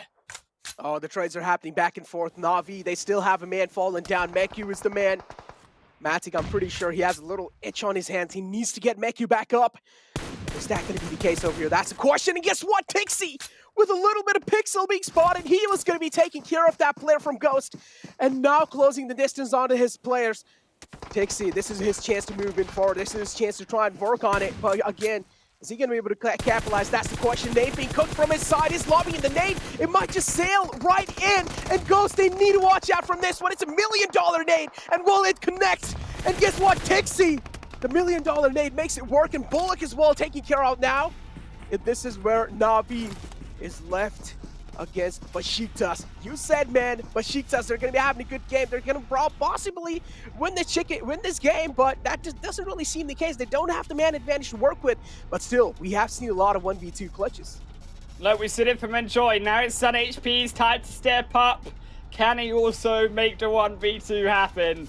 If it happens again, I'm going to lose my mind, Necro, because Besiktas, their potential to steal games away has been maddening so far already in this second Super Weekend. They're walking towards, of course, that airdrop going to be vital for some form, of course, of blockade coming in on between Navi.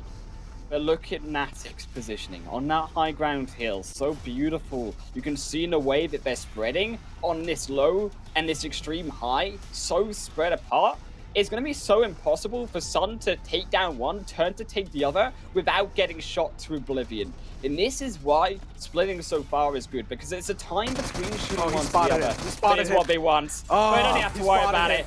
I mean, strategy isn't required when he gives himself away. And just like that, I mean, Sun HP, he's down. I mean, Navi, brilliant chicken dinner. Of course, Necro coming in on that third game for themselves.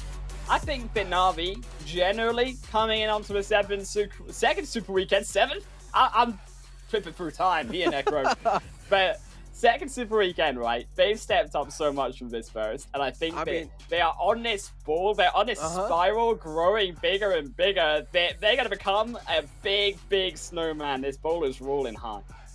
I mean, I gotta say, whenever A7 isn't really playing that well, Navi is the one that steps up. That means A7, as the analysts as well were mentioning, they're kind of like their kryptonite, man. If A7 are being taken care of in the early games, that means Navi are probably going to be having the game of their life. But on the other hand, this is how things really started off. Taking a look at the highlights, Unicorns Love, unfortunately, some questionable moves being made from their side, and they had, like, it cost them the entire game over here. But Ballis able to capitalize perfectly. They played this one brilliantly. Yeah, Lynn again just over-capitalizing on it rightly, as we said, that healing and also peeking just too much. I think A7, this is where it all went wrong, right, though. They found that knock. I think they should have gone in under that dip, taken out the kill, because from here, it was Blue Chapter in amongst those kills. It actually stayed for that fight. It didn't work. They just got caught out anyways, and instead Texas walked straight in onto Navi, and there they went, popped into the end of the world. I think it was all about these third parties. Generally, though, here Necro coming in, you see it time and time again through these highlights, right? It's Baruhu was coming in later into that zone, the act of surprise, the advantage of that information coming in later on, taking capitalization. Even Ghost, you could see it over Supermassive Blaze. Oh, that shot! Oh, that was a good shot. I could literally, like, hear the skull cracking.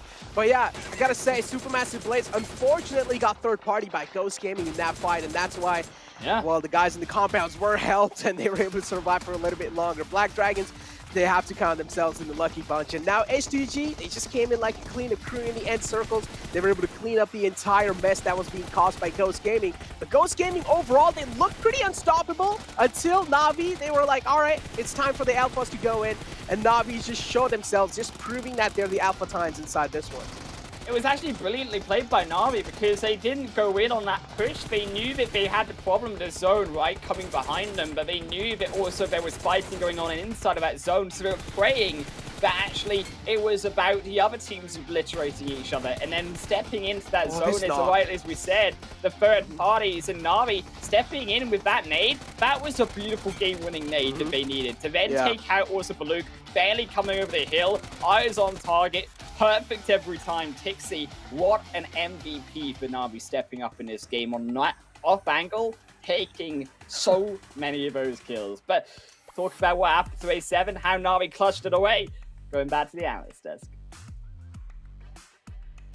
Wow, okay, well, Zute, there's a lot to go on ahead and talk about in that match. I mean, okay, so there's Besiktas Esports and Blue Chapter, the two teams, this is their first super weekend they're in here. Navi, of course, taking that win, and then, of course, our predictions that didn't work out. Just go ahead and take your pick.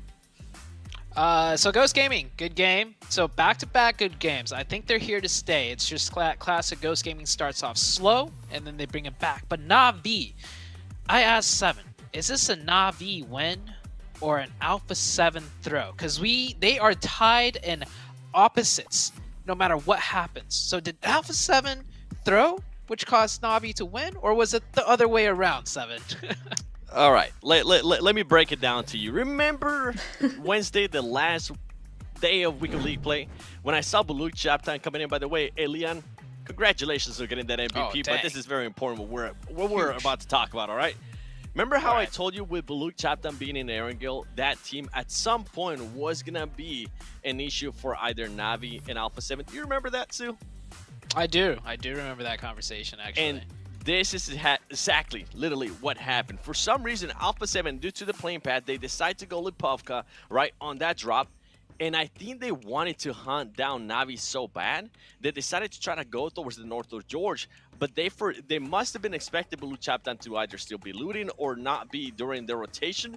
They got caught during their rotation, and Blue Chapter, I mean, I gotta give them props. They came out, they were aggressive, they didn't back down from the fight, And ultimately, they ended up winning the fight, and they weakened Alpha 7 to the point where Navi was able to kind of go up to them and take them away. Overall, though, I'm very surprised by Alpha 7 by seeing them wanting to hunt down Navi that bad that it kind of cost them the game. So overall, I think it was a great game for Navi. I think they did amazing. They took every advantage that they had to themselves, especially towards the last circles. They were able to just third-party a lot of fights and collect all those ELM points, which I think it's huge, right? This is also going to be a confident booster for them.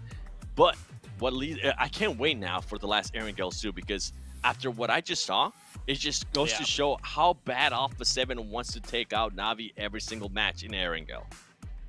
I gotta agree with that one. I want to give a quick shout out though to Besiktas, currently first place overall for just the Super Weekend number 2, and this is the overalls.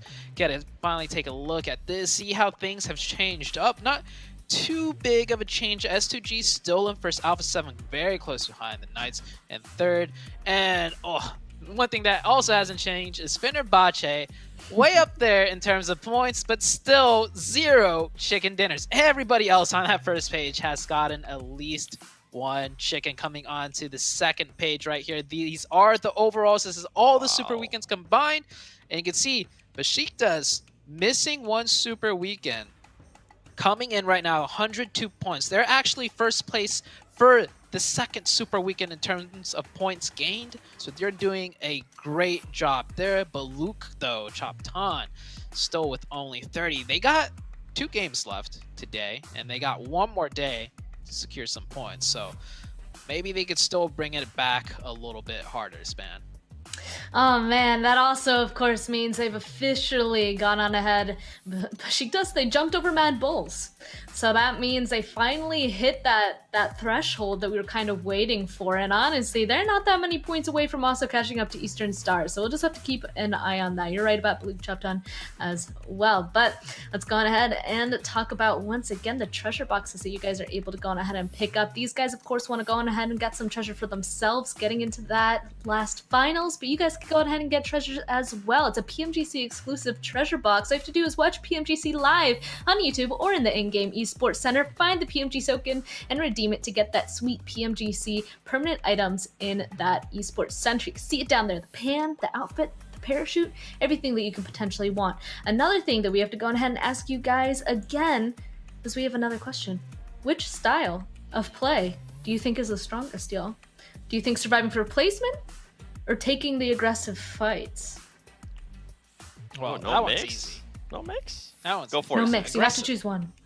Aggressiveness all day. Like, if you can win every fight, there's no reason to like try and stay alive, because everyone else is dead, right? You're not wrong. You're not wrong. I mean, on the other hand, I mean, if you get into the end zone, right, and you get that top placement, doesn't that mean you at least got some other kills as well? I don't know. If you have to choose one or the other, it seems like they kind of coexist. Go on ahead and choose one of those. But y'all, there's only 2 matches left, and we're about to be heading into one of the most exciting matches, at least in my personal opinion, onto Sanhok. But first, we have to wait a little bit longer before that happens, because we're going to be tossing it to a break.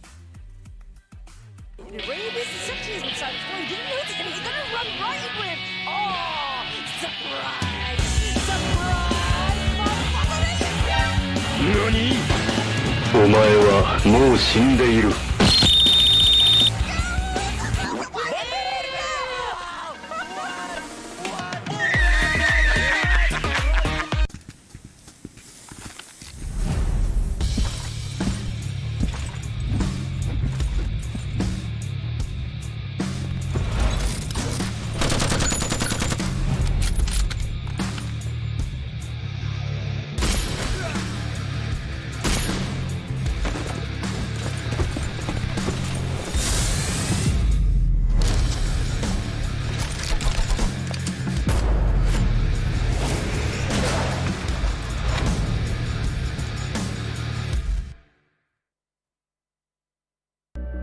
I saw the first light, the first steps.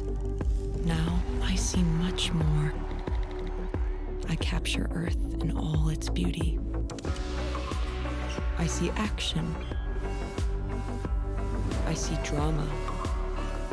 and I see it in the finest detail. Moments of inspiration and the first steps. I am the 1+9.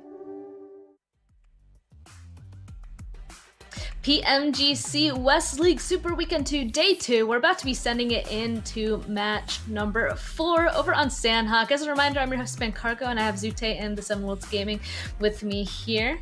And oh my goodness, just all the games so far. We already kind of took a look at the overall leaderboard so far. Zute, anything else that's really standing out to you before going into this next match?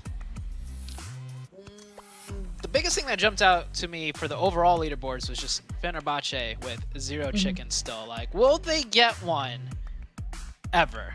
That's the big question now. That is the big question. Oh man, it also looks like, okay, I know we kind of skipped over it before the break here, but we have to go on ahead and point out Alien Kid from Baluk Chaptan's getting in that MVP position once again, and actually going head-to-head here with Matic from Navi. I mean, 7, Matic, he was their MVP player, so that's a nice head-to-head to go ahead and achieve. It definitely was, and I mean, you on this one here, most knockouts, you don't see Tixie far away from that one. Overall, Navi just had an amazing match, right? That's pretty much what it came down to. But with Baluk Chapter, I said it earlier, I love their aggressiveness. This is something that I've been waiting for them to show us, for them to continue showing the aggressiveness. You just asked too, which one's your favorite style? My favorite style is when teams are aggressive and they try to go for it. Don't play passive. If you are going to play passive, I mean, if that's your style, it's okay. I personally don't like it. Aggressive. Go after those elims. Get those extra points.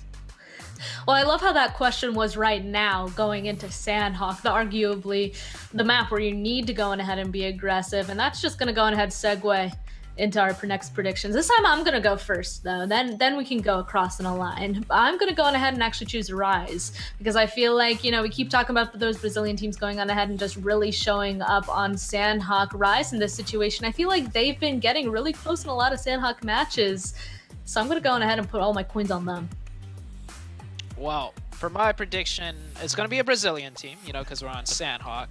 And, you know, it's not because I'm picking them every game, but, you know, it's because Sanhok, Brazilian, Alpha 7. So, and before you say anything, 7, you're not allowed to pick them anymore, okay? You picked them last game, and I was not happy, 7, with your pick of Alpha 7 because they died very early. So, you do not get to pick Alpha 7 anymore. You remember what I told you? I said I might be doing a reverse caster curse on him. I picked Navi. Navi did absolutely horrible. And then I pick Alpha 7. Alpha 7 gets eliminated in like 15th place. And then Navi ends up winning. So you know what? I'm going to see if I can break it here. I'm actually going with Knights. I want to see what Knights is going to be able to do. I feel like Knights, they've been able to get some elims here. They've been kind of quiet. I want to see that flashiness that they showed us again towards the end of yesterday. I'm pretty sure they have it. I want to see it again. I see Xenox too in the YouTube chat. Come on, Xenox. Show us what we want to see. Ooh, well, the Knights won the Sanhok match yesterday, so we'll see if Knights will be able to go on ahead and hold that once again. But Alpha 7 also, arguably, they won a ton of Sanhok matches this entire event so far. So both of those really strong choices. I'm still comfortable sticking with Rise, though, because, you know, people keep saying Rise, Alpha 7, very comparable. I'm going to go ahead and choose Rise for this, and I think they're going to be able to rise above Alpha 7 in this next match. So that's who I'm kind of going on ahead and going with. But also, Sanhok, we already talked about the predictions for it. What other predictions can we go on ahead and expect? Zute, I mean, these hot drops that keep going, are we going to expect them to go on ahead and have it happen once again? Oh, yeah, 100%. I mean, S2G and Ghost Gaming, right? Both teams super comfortable in terms of points. They have nothing to lose if they get a big donut or a 0-point game here in Sanhok. What they're really trying to do is establish enough dominance to the point where come finals, one of these teams are going to be like, okay, we lost way too many times here during the league and the Super Weekend. We only got X amount of games to play with. There's a lot of money on the line. Let's go somewhere else, right? Like, that's what these teams that are hot dropping constantly are hoping they can iron out before going into the finals. Shute, okay. we kind of saw it yesterday, I feel like, and I feel like maybe S2G might be the champion there, because yesterday on the Sanhok that we had, those two teams didn't hot drop each other. S2G actually went to, Ghost Gaming went to Painan, and then S2G decided to still go to Paradise Resort. So it seems like Ghost Gaming might be receding from that. I will be interested today, though. We've seen Ghost Gaming do this before. We saw it with Supermassive Blaze. When Supermassive Blaze first hot drop on them on Miramar, Ghost Gaming kind of backed off for one match. And then the next match that they played that exact same map, they went for it again with the hot drop. So I want to see if Ghost Gaming is going to be like, you know what, maybe that didn't work out yesterday. That's right. Let's just try to hot drop SG again. We're currently feeling ourselves. We're currently doing good too. I would love to see the hot drop again. My next follow-up question then was going to be, at what point do you kind of stop the hot drop? Because it is good practice to go on ahead and assert dominance, as you said, Zute, but also wouldn't this be a good chance to go on ahead and actually practice a different drop before going into this finals? It looks like we don't have too long to wait, though, to see where Ghosts are going to go, though, because we're in our next match. Thank you very much. Of course, the analyst says Transparent Cargo, Necro hitting it into our only Sanhok game. It feels bad, man. It feels bad also for Knights. We're talking about it. Rip Knights with the reverse throw. We'll see them win in Game 5. They'll take the chicken dinner. I'm convinced. Hopefully. 30+ points. Game 5, but man, I feel bad for them. Yeah, definitely. I feel bad for Knights as well. Let's just see, though. Again, I mean, the analyst curse might just come true, right? I mean, Seven definitely has been cursing a lot of teams, and now he went with Knights. I do kind of feel bad for them, but still, hey, let's just not start judging right now, right? We never know, right? They'll come out with the points later. It's like he's building them up for the future to come back with the points. They just don't get them immediately. It's like you know, one of those feet warmers, right? They take a little bit of time to get you cozy. That's true, yeah, definitely. Warmers, as you mentioned, that will help them out quite a lot to at least try and get something done. But yeah, Knights, I feel like they've already gone a decent amount of warmers, right? I mean, we've already proceeded through like 3 games, and that's enough to at least warm yourself up. So Knights, this is where you need to start performing. But on the other hand, you have a team like Black Dragons. Now, I went with Black Dragons in the previous game, and unfortunately, they weren't really able to do that great, Jake. Yeah, I mean, Black Dragons. I mean, we're talking about curses here. Necro, I've got something to say, right? I mean, I'm 1 for 1 so far. I mean, Besiktas did fairly well. Of course, they didn't get a chicken dinner, okay? They got second place. That's like as good as I do. But I mean, Furious Gaming, they're also coming out. Trigger Discipline with the help of Papi Potro. Going to be taken through 1 on the rest of, unfortunately, their Fenerbahce. They'll lose another on that eastern flank, heading in towards Knights, though. Speaking of them, they're going to start over in Painan. They got a little bit of walking to do, though, here, because Painan not the most optimal of positions. I mean, Boot Camp looking a little bit more centralized, of course. You have Ghost actually taking over at Hilltop, and to head back towards that path right up. A7, I'm glad that they started going over to that boot camp side. I wanted to see them try to take control of this compound. It is intriguing me that actually Ghost are the ones now taking over this hill immediately, taking this massive 4x1 split from the L compound all the way over to the back side of Boot Camp Hill towards the south into Painan. I think it's very split, and I think it could be something it could be punished by teams, but I love the way that they do it is it immediately now coming into this point move together in that 2v2, because that's what I want to see, getting that loot, getting that information, but not overextending, keeping yourself as that team. I like the point being made from the analyst desk as well, right? As soon as how Ghost, they did realize things are falling apart in Paradise Resort, they decided to go for Plan B, and well, Plan B are the compounds that are right next to Painan. And this is how, taking a look at the replay, this is how unfortunate starting for Fenerbahce. Already Duke and Machine being taken care of. But yeah, getting back to my point, Ghost Gaming, it seems like they're not really interested in fighting S2G anymore. Instead, they're going to be playing for their safer game. And as you mentioned, A7, the classic thing that they really like to do is loot up boot camp as quick as possible and then take the hill control. But this time as well, it seems like A7, they're not really interested, Jake. Yeah, they're going up towards that northern side, and I like that, though, coming through them. I think they're controlling, with Mafioso in that front line, this is Scout, very wise of them to actually take control of that edge of the riverside. Unfortunately, it's not going to work out for Ghost this way either, because Knights, their rivaling NA opponent, are just going to knock them out. Quick and simple, just like Gat. Xenok's going to strike himself a kill, and it does feel like the rest of Ghost on Sanhok, they're struggling here to really get out of the early game. I think they've not really been able to find that answer because when they had this plan in mind, they've been picking spots that other teams love to go at, but they've not had the ability to take those clean fights and punish those other squads. They're the ones being actually almost the guinea pigs in the lobby, consistently losing 1-2 players at the start of every game in giving these kills over, making it so difficult for Ghost, as you can see later on, as we assume now with one less player, to be able to get into that later game phase because they do really struggle to get into those final Sanhok zones. Oh man, Ghost, yeah, already down to a 3-man squad. And Xenox was able to get a quick frag onto his hands. Beowulf tried to exit away, tried to run away, but didn't really expect Xenox to be there in the clotheslines. And now Knights, they get themselves this little compound control, but Footballists make quite a quick rotation between Ghost, and they're just not scared. Soul K able to make it out alive, HSG4 as well. Able to get a little bit of bullets onto the players of Footballists. Nothing really critical happening, only being taken down to half HP. Footballists looking pretty safe for now. They got that risky rotation successfully done, and now they will have to surpass Alpha 7. Yeah, they do get away from now. Smart flank around the edge of the hillside, gets them out of harm's way. Quick and simple, but they are going to head into, right as we said, A7 are going to move in towards them. So they've got to now funnel in between 4 different teams, you could argue, if you count S2G as a worthy 2 or 3-1 split, should I say, actually. It's going to be Silas Pugh on his own towards Paradise Resort, which is a little bit risky, personally. I think, of course, they're trying to cross over slowly, as Ghost also will be found still by Knights. They won't keep the pressure up, as Tensor will be spotted, but firing back, Spec will take also one of Knights down to half HP. So they're going to be able to sit now up each and either side, but I think Knights probably should be giving this fight up. I think they're heading over around the backside of Bootcamp Hill, in around Bootcamp, the side of that river. Slightly better overall for getting in towards the center at zone, continuing to pressure through the rest of Ghost. Yes, it gets you further in. You might be able to take Ghost down, but you might lose a member or two. And there's still a lot of these teams, keep in mind, on that central belt of the zone. They're going to have to fight through, even if they do take that opportunity. So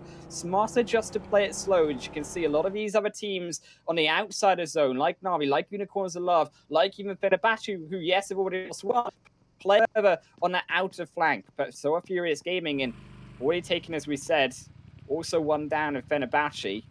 Token Machine no longer here to help Nox Bomb, and Rebellion very far away. I think they're Nox. He plays it quiet. He's going to have to pull off the 1v3. Does find it, but he's sprayed too early, and he doesn't get a shot, so he has to reload, but he misses too much. And he'll fall down to 2. Oh man, not really a great start again. And Fibonacci, they were already being handicapped by Furious Gaming, and now again finding another one. This leaves Fibonacci with only 2 players alive. Falky and Rebellion, the last 2 men alive inside this one. And look at Supermassive Blaze's rotation. I mean, we do have the map for you to see, but they're rotating all the way from the left, taking the water rotations, taking the water routes to make it inside the zone. Now, they will find themselves a safe cover if they decide to go right above Black Dragons, but still, Black Dragons, if they get their eyes on Supermassive Blaze, that might just be it. That might just be a done deal. On the other hand, S2G find themselves right in the smack center of the zone again. They're just so good at taking that central control all the time, but sometimes getting the central controls, S2G as well, they kind of gather a lot of attention onto themselves. Yeah, it's something that they do handle so well, though, in that first Super Weekend, right? This was how they got so many of these high kill games, but you did talk about it also. The rest of Sun HP looking over Supermassive Blaze. And can they find him out? Well, he's got a jet ski, and I think he's going in for the kills. I think he spies some fishies. He is debating, of course, where to continue to walk further in as he does try to find those shots of spray down. But Supermassive Blaze, they are on out of there. You can see the front line, Keth and Co. have moved away. It's about now, can you save Savian? Can you save Crucera? Moving further is Enjoy going to step up on the vehicle, and now they'll go. Now they'll look for the kills. And Supermassive Blaze, they're still swimming, and they will be punished for this. You've got to think that even though there's an airdrop coming towards them, they're about to be pinched down 2 more. Oh, those are free kills right there. And Besiktas, they might just be able to rack up. But guess what? No, it's Supermassive Blaze striking hard. And Besiktas, they already regret these decisions.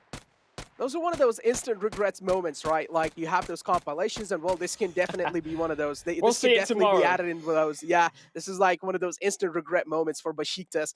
And now Enjoy7, the only man left alive. He's on a back foot. He does not want to challenge the fight anymore. He's trying to get himself back to safety, but he has a lot of distance to cover. And hopefully he doesn't really catch any more eyes from the players of Supermassive Blaze, because on the other hand, Supermassive Blaze, they need a little bit of help. Tron being taken care of by Bullock. Ilan Kid finds a free knock for himself. They're going to be easily taking that knock. Kill being secured. That's a 1 kill point being added for a team that desperately needs it. Bullock. Look, Chaptan are going to just confirm away. I think what was some fairly easy kills coming in towards the Supermassive Blaze in amongst the water. There's not much really they can do about it. And so they land on the shoreline, and of course they were punished by the time they did enter up on in. To head back, of course, right, towards the center. This is where all the action is. I mean, we've seen fairly quiet, couple of picks here and there, but on the whole, it's been a very patient Sanhok game through this fourth match. I feel like it's a very stark contrast, right, Necro, from what we saw in that very first Sanhok on PMGC West, where everyone was dying left, right, and center. The kill feed could barely keep up, and now we've not even got a kill feed. It's not even there. There's not even knock. Oh man, the Greedy Goblins, Supermassive Blaze being punished after that, left with only 2 players alive. Now my eyes are set on the Alpha 7. How they're going to be making it out from such a chaos right in the smack center of the zone. And there's a huge chance that they might just gather a lot of attention if they decide to take a couple of shots off on any of their teams that are quite close to them. Nice being one of them, they've got themselves that boot camp. So they're going to be looking quite good. They have a instrumental positioning as well inside the zone. But on the other hand, Fenerbahce taking a couple of shots on the footballist. And for Fenerbahce, I'm pretty sure their main game over here, their main game plan over here is going to be try not attract as much as attention as possible. Try to beat those assassins. Try to be those sneaky assassins in the game. Yeah, I mean, it's about slowly making your way in a zone like this. Can you find potentially that way further in on towards the center? I mean, Besiktas, they had crossed right hard in. That zone still very, very open, to be fair. You still have plenty of positions. S2G, nevertheless, are going to continue to control that center alongside A7. That's central aroused, as we said, across the center of Sanhok. But it's all about these roads. And I want to talk about it here as Rise. Fortunately, Gary might have to say something else about this, so. Oh, it's close. Oh, Papi Potro taken down quite low. Gary almost could have caught a couple more bullets, but was able to retreat back to safety. Furious Gaming, clearly they do have the man number leading in this compound for now. But it seems like the cavalry's arriving soon from the back. Trigger doesn't have any cover to work with, taking a couple of shots from the front, even from the back, but still able to move back to safety in the nick of time. He's looking quite healthy for now. Rise, they're being flushed outside this compound. They don't really have a lot of breathing space to work with, but still the cavalry that is arriving from the back can make a lot of things happen. Nate quite close. Poppy might just run back into it, but no. Oh, I thought that could have been a little too close. Oh, but Molly then though too, and I think this is about the rest of Rise, right? You see Mufasa, he's trying to find this very wide back flank to still surprise Furious Gaming by taking it a little bit wider. Instead, it's not really working out, and finally though, they will find the shots, and I think it's actually Mythic who might just save it. I mean, Mufasa, he doesn't need to be there, because he'll 1v2 anyways. And Mythic now steps out, can't find number 3, but the door's gone, and now he steps further back once more. Mythic cannot find turn-up point, but Big Milo barely escaping death. Is Mufasa. Nunes now stormed the charge over the rest of Furious Gaming. They'll clean up the knocks, and Big Milo, as he desperately tries to revive, they will lose Papi Potro too. They might just lose Trigger. Yes, they will on the backside. And I think this is Furious Gaming not playing it correctly. I mean, you're trying to stand it in, right, with one. Big Milo's still trying to heal. You have to play that together as a 2v3, 2v4 situation, but because of this, Furious Gaming, they surely lose this. All 4 players. This fight should be done. Oh yeah, this fight definitely should be done. Big Milo just being pinned inside this little room. He's able to flush one out. He's able to knock one out with that Molotov. He's trying his best to hold on, but still it's looking quite impossible. He's able to take care of 2. Is he going to be able to take care of another one? But no, instead, the HP wasn't really favoring this man, and he got shut down instantly by Rise. And well, Rise now taking care of Furious Gaming. They're left with a decent compound on their name. They can always try and work on it. But still, they will need to try and traverse it inside the zone. And so far, Zone, the way for a team like Rise, it seems like the zone's going to be quite easy to get in, but still to hold on inside that zone, that's going to be a difficult task. But Bullock over here, Black Dragon's Roma Luzny being spotted, trying to confirm the kill. Maidon not really able to get the line of sight on the fallen man. Black Dragons, they do keep themselves under control. Keep in mind that S2G, in the midst of all of that fighting with Furious Gaming and Rise, they did fall in amongst this location, and of course they will again lose one on the replay. You just saw quickly there Black Dragons losing that rogue flank to the rest of Blue Chapter as it will close in, of course, from the northern side, past now Taknamok, inside the high ground. So they will have the information here of Black Dragons as they look to storm their own compound. But in towards that center, of course, the tricky decision, right? Navi, I think, in this situation, do they cross over that river, or do they pray that it sticks towards them? Because they're going to have a tricky time. That is for sure their Necro, if they wanted to cross that river, but they have to do that now. That is their only opening, I think, in this situation, is by crossing over towards that island, sneaking their way in. But because they're not, you can see they're hoping that zone stays with them, and I think that Navi are playing game a chance inside this next shift. Dixie just trying to hold people off from the bridge. Still Navi, as you mentioned, they have a little bit of hope. Maybe the circle will be shifting on the left side, but let's just find out if it's going to or not. This next circle shift is just so unpredictable. We just don't know where it's going to be shifting. Is it going to be shifting left? Is it going to be shifting right? We are left guessing.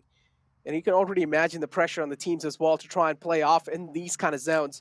And guess what? Alpha 7, they are going to be the lucky bunch this time with Footballists. They have the prime positioning. They have the instrumental positioning.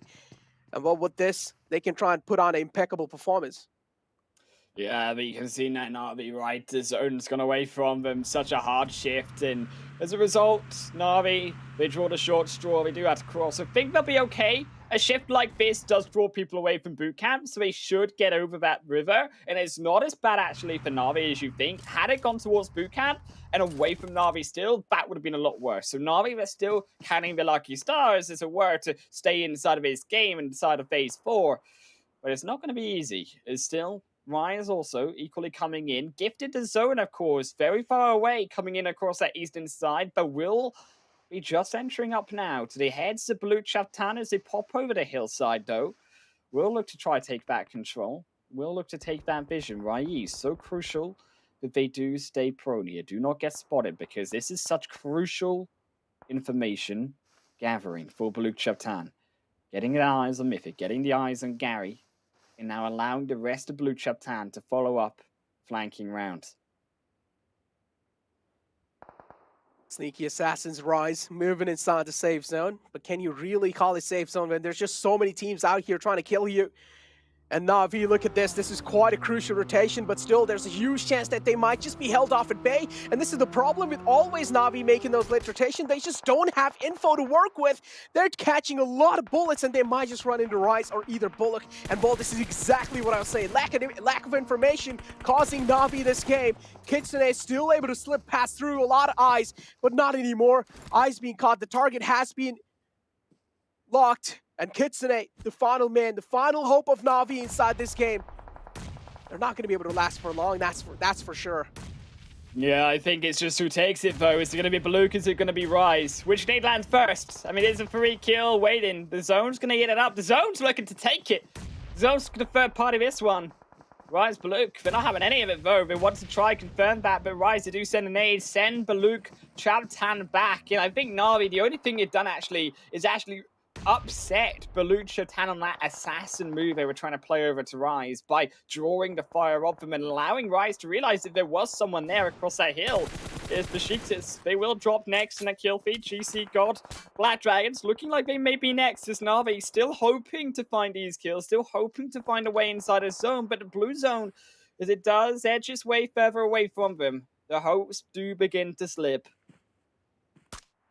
Oh man, the circle moving on to Footballists now. A7 in the danger zone for now. They do have carry on the clotheslines, trying to at least secure a spot inside the zone, and Navi. Take a look at this on the little screen over here. Matic able to confirm a kill for himself, but still they're taking a lot of damage from the blue zone. They're trying their best to tank it. But again, if things go south, you can always go for those heal battles.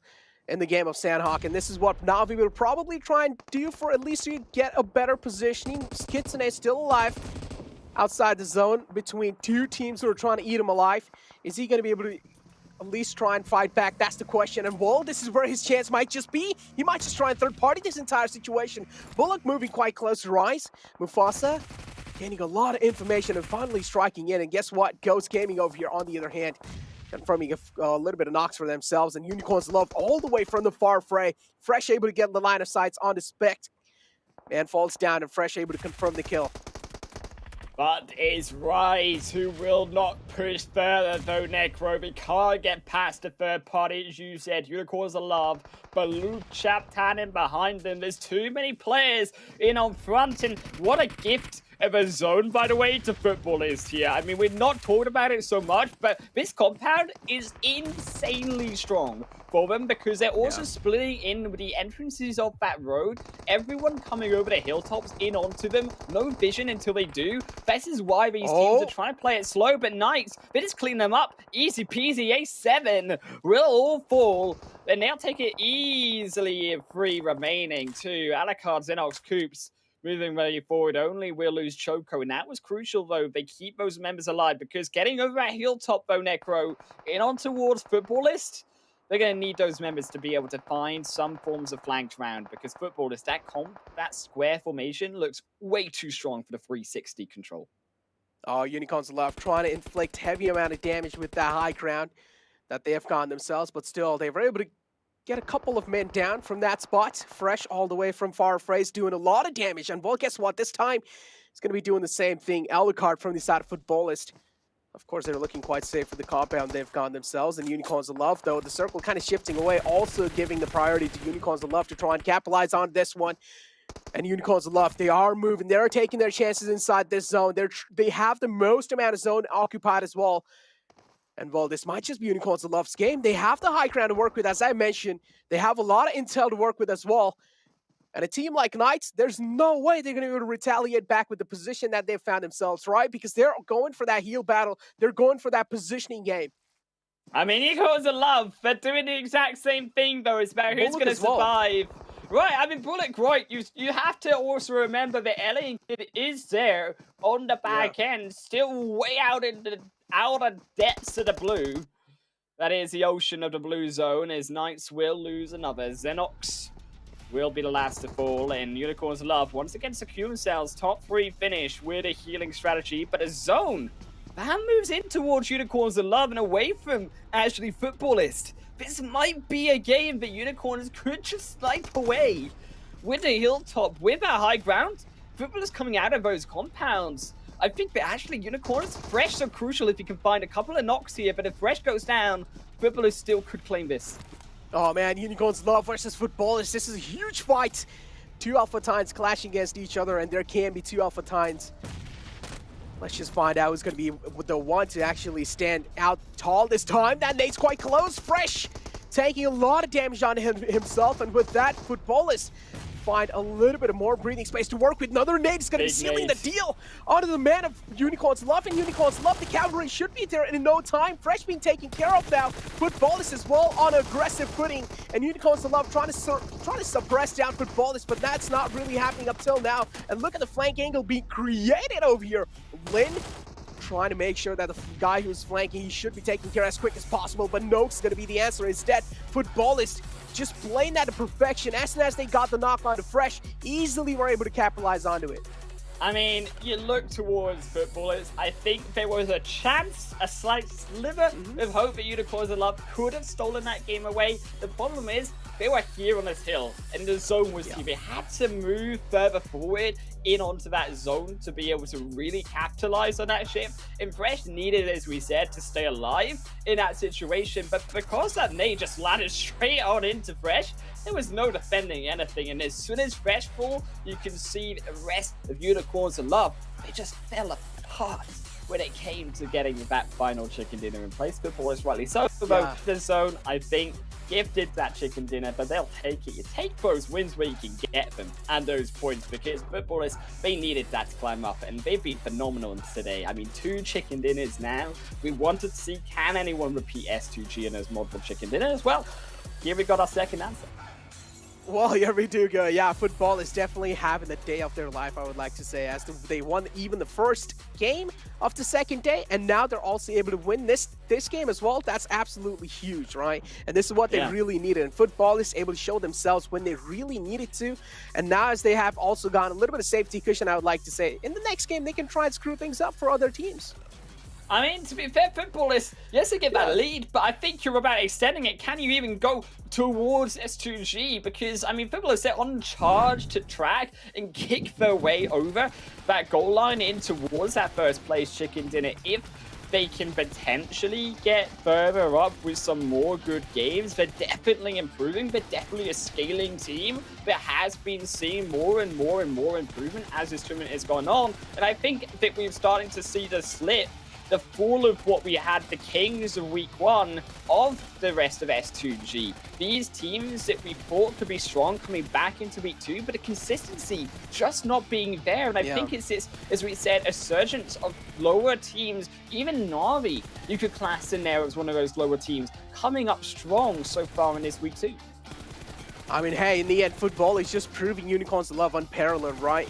And in the end, they just came out on top, just striked in, as I mentioned, when they needed to. But this is how Navi, I mean, things really fell apart with that initial rotation that they had no info where they exactly do want to go, had no game plan, and Kitsune was the only man left with that rotation. And still, I mean, he was able to survive for a longer time. I expected Kitsune to be taken down instantly, but still, both those teams, Rise and Bullock, knew that there is more threats alive. And if they do decide to push Kitsune, there might just be a possible third party. So they played that to perfection. And this nade right there on the fresh, it just changed things completely. And this is where Unicorns' love fell apart.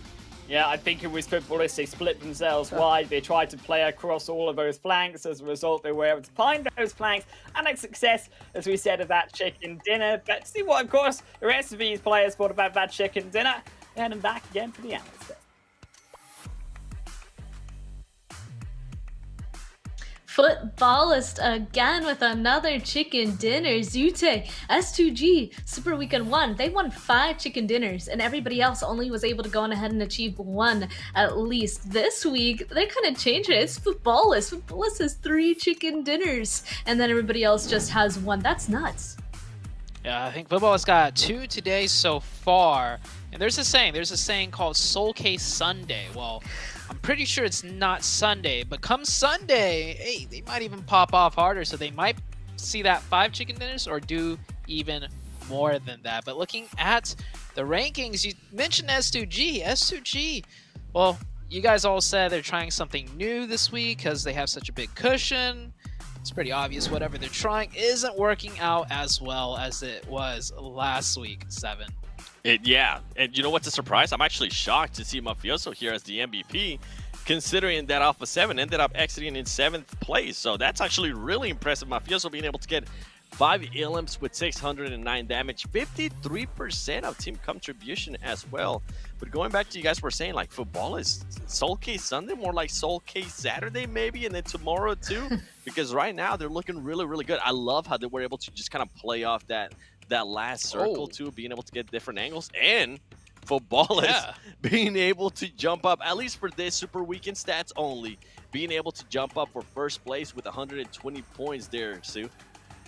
Yeah, looking really, really strong. Alpha 7 still in second. Besiktas dropping a little bit. The Knights and Navi doing really well too. And it's surprising, real quick, how well Navi's doing given the fact that, you know, Alpha 7 has been stopping them pretty much. So just imagine if Navi start turning things around and start beating out Alpha 7. I think Navi's got a lot of potential to grow. Coming on to the second page here. Well, we're pretty much done. We got one more game left for the day 2. Teams down here not looking too great. Some of them, of course, already had really good games Super Weekend 1, so nothing to worry about too much there. But I do believe they want to at least finish a Super Weekend not on the second page. So we'll have to see what happens after the next game. Sue, in Span too, can we talk about Supermassive Blaze for a second? This is a team, and I was thinking back to it, this is a team that has now made it to 2 Super Weekends, and their performances had just not showed up. They haven't showed up at all, to the point that Besiktas on their first Super Weekend with just 1.5 days played, they have passed them in points too. That's crazy to me. Man, just the entire leaderboard is crazy to me. Azute was talking about it, like this is the second super weekend and they want to go ahead and be on the left side of the leaderboard instead of that second page. Another thing to kind of think about is at the very end, you know, we'll see the total super weekends 1 and 2 points kind of put together. And we mentioned at the very top of the show, this is past the halfway point after that, because there's only 3 super weekends that go into account to get into that top 16. So that's one more match to kind of figure out where everybody's going to be at. But there's another question I have for you too, and actually for the viewers as well. Let's have them answer first. Just go ahead and put in the chat, which player do y'all think will have the most eliminations by the end of the day? Zute, if you want to take that right now, who's doing really well right now? At the end of the day, it's gotta be someone from Footballist, I feel. But I'm not too sure, so I'm gonna just go with my trusted pick. As far as MVP players, most elims go, I'm gonna go with Coops. The Knights are doing pretty well in the Super Weekends though, so there's a chance, but it's really hard to follow. So many different players have been popping off left and right in each of these games. Okay, 7, is there any specific player that you've been keeping an eye on in terms of eliminations? Not on a specific player, but I got a team of the player that he might be part of. I think Ghost Gaming. I mean, Ghost Gaming has actually showed up today. They got a chicken dinner with 16 elims. They also ended up with a 4th place finish, I think, above 10 elims too. So if we're just talking about elims alone, it might be somebody from Ghost Gaming. I'm not even sure. I don't want to like curse that whatsoever. I mean, we've definitely been seeing a lot of teams go up towards the top, but even this match, we ended up getting an MVP that wasn't even in towards that end game. So I'm just gonna, you know, take the host dip out of that question and not give an answer. And I'm gonna immediately throw it to break so you guys can't pressure me into it. We have one more match left, y'all, and we're gonna be back after this short break. For this flame path, going from Primals all the way up to just between. Hang on a minute. I don't think carpooling is a thing in PMGC. Oh! To the side, get to the tree. That's your cover. Get over here! And get your teammate involved. I don't know. I feel like this is a painful situation if you're Satar. Let's see if he has any tricks up his sleeve. This guy's got the moves. He's got the moves, got the PMGC out there. He looks clean. He's right up the top of the car. I'm gonna need backup. Who's gonna go in now? Magic Man himself, Satar. But in comes another player. Ooh. To try and what for, and this time, oh, he's got a gun. Okay, yeah, there's not a lot you can do. I mean, dodging cars is one thing.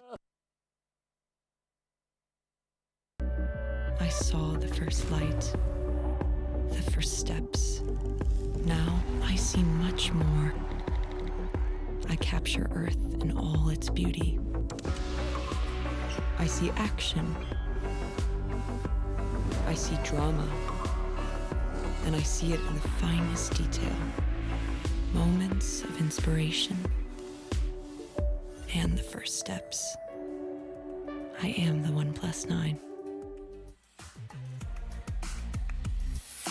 Welcome back for the last time, second to last time today for PMGC West League. We only have one match left, and it's going to be over on Erangel once again. We've been seeing Footballers win 2 matches today so far, and otherwise these other matches go to other players as well. We already kind of hinted at it, Zute. Today's the last day where people can go on ahead and really get those points, the halfway mark of the Super Weekends. What are your expectations going into this Erangel? Like, at what point do you really think they have to just continue to try and grab those points? Well, this Erangel is a little bit more special because it's the last match of the day, right? I always talk about momentum carrying over to the next day. So for the teams that are struggling on the second page, right, this is going to be a big one for them. I wouldn't even mind seeing them go out a little bit early as long as they pick up some elims, because I feel like being able to win some team fights is the biggest confidence boosters, as opposed to, you know, make a rotation, you get a few circles, you get a little bit lucky and you get those points. But looking at the elims, Mafioso right now, or not right now, after that last match on Sanhok with 5 elims, Rise Mythic with 4, Rom coming in with 3, the Chicken Dinner team. And I do want to say 2 of these players up here representing Brazil, so Brazil's definitely, they got something figured out on Sanhok, and it's got to be the aggression, in my opinion. I mean, it gotta be. It has to be. They've been just absolutely performing every single Sanhok. I don't disagree, except for the one weekend where they kind of turned around when Navi kind of came into play. But this isn't going to be Sanhok. This is going to be Erangel. So that creates another interesting question of who's going to go on ahead and show up, because all of our Erangel so far for the Super Weekend have been going to a variety of teams. Really quickly, though, before we continue our conversation, though, is we got to shout out 1+9 and 9 Pro, of course, with flagship performance and an immersive 120Hz display and hypertouch technology made specifically for gamers. The 1+9 and 9 Pro are your best shot to climb the leaderboard 7. Already kind of talked about, that's the halfway point. I can't even imagine how these players are feeling. First of all, if you want to talk about that, and also just going ahead and just state your prediction as well. Predictions first. Alpha 7. I got Alpha 7, all right? I gotta ride that wave that this man's no. Hey, no. It wasn't as bad as the last one, all right? Knights did kind of decent. Knights even did better than Alpha 7, so if we combine both of our powers here, Sue, it might be good for us. Production, can I change my prediction? Production, because last time on Erangel, 7 tried to do that reverse. Actually, in my ear, they said I can. Ooh. I was joking. I still believe in Alpha 7, but production, thank you very much for letting me know. I have the ability to change my prediction, but I'm still gonna go with Alpha 7. I believe in them. This is the 5th and final game. I'm gonna stick true to, if you guess one team enough, a strong team enough, they'll get that win. But 7, come on, man. I can't believe you're gonna do me like this on the last game. That's just probability. I had to. I feel like that's cheating, Zite, choosing the same one. That's just probability. Of course you're gonna eventually get it. Okay, but whatever. I'm gonna go on ahead and actually continue the footballist hype train. So that's who I'm gonna go on ahead and choose. I mean, we kind of talked about the mentality of all these teams and the players that they're getting points so far. Not that this is a halfway point, but right when you do well in a match, you do kind of catch that hype train. So I think footballists at this point, winning 2 matches, specifically getting that last one as well, I'm kind of expecting them to go on ahead and pop off in this last one as well. Plus, I don't want to be lame and keep choosing Alpha 7 each. But you're talking about probability here. You're pretty much going with the team that has won more this Super Weekend. So, I mean, if we're talking about probability, you're the one that's going to go. I think Span, but 7, slow down. I think Span just called us lame, by the way, if you didn't catch that. So, I hope Alpha 7. I hope Alpha 7 shows up and shows Span what we're talking about here. But I don't know, man. 7, you're cast a curse. Yeah, well, I mean, I feel like I can't choose Alpha 7 because then all 3 of us would have it. And I feel like who even knows what would happen in that case if all 3 of us chose them? Because, I mean, you guys choosing them kind of balances out. 7 kind of cursing them, Zute giving them the luck kind of neutralizes. Like, who knows what would happen if you throw a 3rd person in there? Like, I don't want that. Let me call Glitter real quick. Let me find out. Let me use my 1+ real quick to call Glitter and find out who just has for this last game. I'm pretty sure she'll get it right for sure. Glitter Damas, you can't go wrong with that one. Glitter Damas, the one and only, right? You know what? There's a chance that after this match, we don't get a single prediction right.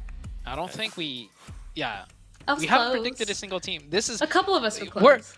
We're analysts. This should be our job, right? As analysts to kind of predict things. If we go 0, okay, we got 3 of us here. Guess 3 times each. That's 15 guesses. Yeah, if we go 0 for 15, I hope we just keep our jobs for tomorrow. Well, I got one yesterday, so I feel like I'm safe coming to today. I think it's okay. No. Except I did choose Footballa, so I'm feeling pretty confident for this last match. So, I mean, we'll see. I will also say, I mean, I also feel like why it's being so difficult for us is that all of these teams have, in fact, just really been performing so far. I mean, last Super Weekend, I feel like it was a little bit more... It was definitely easier to go ahead and predict who's going to win these matches, but this Super Weekend, like the second week, everybody's really changed. Everybody's kind of stepping up to the plate, and in my opinion, that's amazing to see. Definitely have. I mean, with you talking about that, I mean, the first one that comes to mind, and one of the teams that I'm actually going to be looking at here in this match is going to be PMGC Schedule.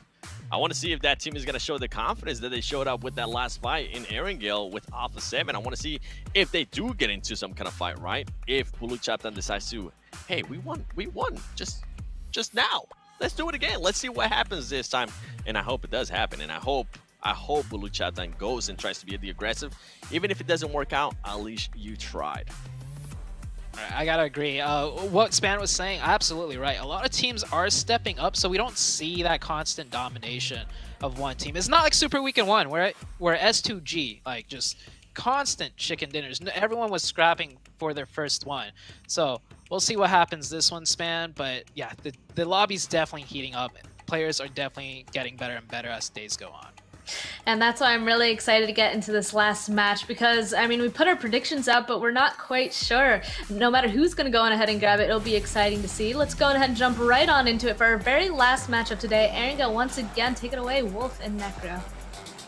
Thank you very much. Of course, myself and Necro cast the final game. And I've got 2 things to point out that I have gathered. First things first, it's not Sulky Sunday. It's football this Saturday, baby. That is what it is, Necro. And the second thing is that I feel like the East Maxman curse is spreading. It's spreading over here. I mean, I'm praying that A7, for the sake of all of us, get this chicken dinner. Because if we go over 15, oh boy, that Maxman curse, it is coming over to the West, and I don't like it. Oh man, I can already tell the analysts are definitely going to be feeling a lot of pressure, man. Especially Zute and 7, they're going to be feeling a lot of pressure. If A7 aren't able to show in this game, guys, you guys better be ready. When we're sticking them in, we're going to put them down to PUBG and say you can't predict. Well, we're going to make you win yourself. Go up against all of these PMGC teams. They're only the best in the West. Oh man, well, just like always, Unicorns love this time, but they're quite going to be safe. They don't really have Footballist challenging them on their draw application, so they're going to be finding themselves in a safe spot for now. Footballist instead going towards Georgia Pool containers. This is where they're going to be calling it a home and trying to loot. On the other hand, A7 and Navi, they aren't really clashing against each other on the Northern Georgia Pool, right? Because A7, they are settling inside Zarki, and so that's quite a huge adaptation from the side of A7. They do not want to fight Navi in early off. They do not want any kind of casualties on their side that early in the game, which is quite understandable. And A7 making that rotation all the way from Zarki will be a little tough task, but let's just see what they're able to do here. Over towards the course south side. Heading into, I think we've seen this zone before, Necro. It is an imposter zone. Game number 3, perhaps, we saw a zone like this in Central in towards Gatka Fields. I mean, feel like we could be repeating ourselves in history, but I like some changes coming out from these teams, adapting over towards this. I mean, Black Dragon's just still stay the same. I mean, with stats like that, if you're Roman Lisney, you don't need, or Roman Lisney, so should I say, get myself right. You don't need to worry about moving because you've got the good stats in that south side, not so much over Navi. I know, right? It looks a little bit like a disaster zone here. I mean, I wonder, was it a vehicle? Was it themselves? What did they do to deserve the knock? Meku, hello. Just started. We've got to get ourselves back up, my friends. It's Navi. I think it might have been them. They're coming over that top of the hill. What? All right. Well, they're definitely having a fight over here. They're quite pissed at each other. I think someone made a mistake, and now the teammates are having a little bit of fights, but it's fine. I'm pretty sure they can patch up together later on. And over here, as I mentioned, A7 are not really going to be that big of a threat for Navi, but still, instead this time, they're not really going for Zarki, Jake. There's still another Georgia Pool, just keeping that social distancing, just maintaining that social distancing from Navi. Yeah, respect, for now, right? H2G, I mean, for the again, time in the center. I mean, that's exactly right. What Navi and the rest. Oh no! Oh, it happened. Oh my days! Well, there you How go. could you? Understandable. That was not right, Tixie. Sit down. You're going to be cuffed. You're going to go to Navi jail. You can't be like that, Tixie. My goodness gracious me. The shame right now is Meku. I feel bad for him. I feel sorry if I am Meku. I wanted to see the comms. I mean, for a guy like me, I feel bad, but I also want to hear how memeable their voice chat was. That's true, yeah. I mean, it clearly did see it, right? I mean, Meki was not happy. He was ramming his vehicle against his teammate's vehicle, and well, he was clearly seeing that he was a little pissed, but yeah, we can get our heads off of that for now, because HTG again in the smack center with this kind of zone. As you mentioned, we did spot the similar zone even inside the game 3, and now over here as well. It's just a similar zone again. So HTG, they are going to be finding themselves in the smack center. Ghost as well in quite a decent positioning, but this time hopefully they're going to be doing a little bit better than the last time. Still, teams gonna take it slow, of course. As we said, we've seen a zone like this before. I think we're gonna see, again, as we said, the slower rotations on in. I do like, as we said, some more of these adaptations. Some of them, of course, being that of footballist, of course, heading back towards hospital side, because, of course, keep in mind that playing basketball is slightly different, so it allows them to head back over towards that Everest side, keep that high ground informational control for them. Opposite, though, to them, Yasnaya Pollyanna is going to be the midst of Besiktas and also Knight, stepping it up together as Besiktas will finally leave. So as we do get the northern side, the opposite ends of this zone, closing on in. South side looking a little more desolate, we could say here. Is not really too many teams coming from that south side, as my Dragon still to cross. The rest of Fibonacci still to walk on in into Pachinki versus Ghost. Still yet to see the paces pick up on these teams. I mean, rightfully, as you said, they're keeping themselves respectfully socially distant in such a time. Yeah, E7, definitely. They are sensing, they are smelling Navi closing up on them slowly and steadily. But on the other hand, up till now in the game, we haven't really spotted any kind of fights going down. In like 6 minutes and 30 seconds and no blood being drawn yet. Every single team is pretty much doing good. But again, we gotta know it's the calm before the storm. And as soon as next circle hits the deck, this is where the bodies as well, we start hitting the deck. Oh man, how do we hit the deck, go Necro? Did it just like backflip? Did we do a somersault? I mean, how many points are we giving there? Are we giving like an 8 out of 10 flip in the deck, or are we giving like a 10 out of 10 triple backflip into a somersault dive? What are we talking about? Oh man. I would say 11. I would say I'm giving him like an 11 for that, to be fair. Can we give him an 11? I think we can give him an 11, right? I mean, whatever you want, Jake. Whatever you want, Jake. I will try to make you happy, man. It's fine. Thank you. I just want to see you happy, brother. But yeah, on the other hand, HCG again, we do see Salas Pew quite close to Footballist. But again, Footballist having such a brilliant game, having such good games today. They're definitely going to be feeling quite well.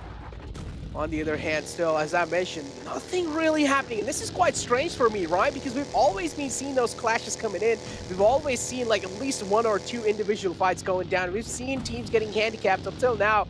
But inside this game, there's just something different.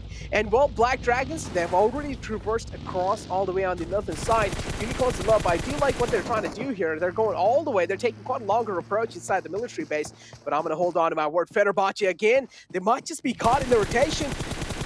Choco spawning a couple of players, taking a little bit of shots, and was able to deal a lot of damage on a Rebellion, but still not really able to get that knock.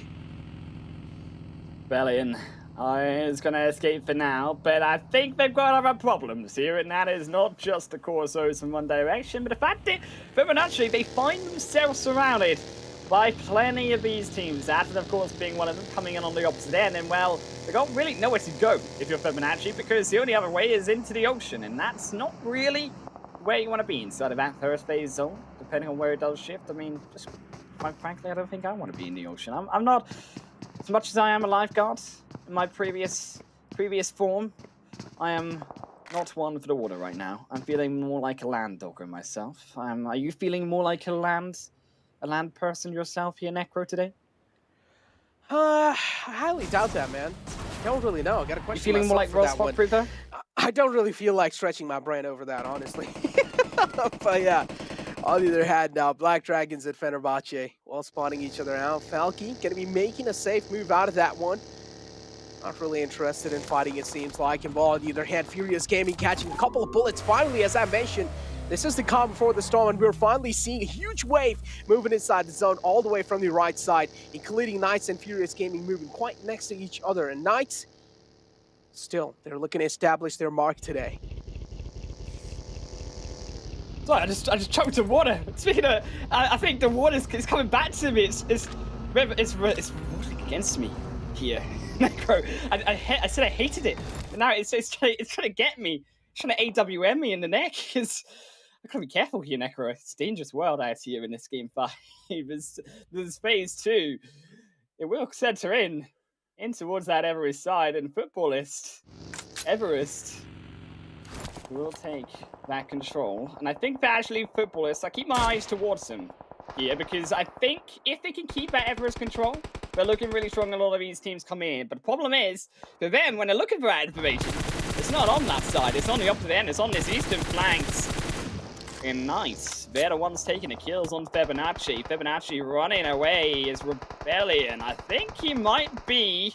Yes, oh, there we go. One for the dust, as there it goes. He drops down, and Knights will pick up potentially that kill if next way on third party it away. Oh man, Rebellion kill should be confirmed in no time, and yes it is. Xenox finally moving up close and personal, getting that kill on his name now. He's taking little shots from the side next to Yikta. It's just bringing him down, trying to blow the vehicle up, but is that the case? That's the question. He's able to connect a few bullets, but nothing really critical happening up till now. And Knights, they're going to be having a little casualty on their side as well. That kill came in at a cost. And, well, one man from Knights falls down. It's Alucard not really in the game anymore, taken care of, gotten rid of. And Xenox all the way out in the open fields as well. It's down quite low. He's able to patch himself back up. But Besiktas, oh, they've gotten themselves this Razak kill. And the rest should be back up on the feet, but still the threat hasn't been silenced yet. Still nice though. I don't think they're quite done. I mean, they got one kill. I think they're going for seconds, but Coops, he gets a little bit too hungry. When Superman's Blaze, they'll shut his trap right shut. Is now Salvin. He's going to move further in. Crucera careful on the front line. We've seen a fight like this before. Superman's Blaze, will they play it together? I hope so. Is Miramar coming in together? Crucera will confirm Coops away. The stars of the player drops first. 4 Knights and down to just Choco and Xenox. He can't move. He can't play the game. Chico, he's left in his own. There's no hope for him. The nade will finish him off. Crucera strikes a double. Crucera, he's a star-started player for now, but it's still Fibonacci taking the long pot shots. Trying to look for that third party. None will come as Ghost also in equally their own fight versus Black Dragons, taking away GC God. It's 1-for-1 trade as Ghost will also be silenced away. Golden on the flank end.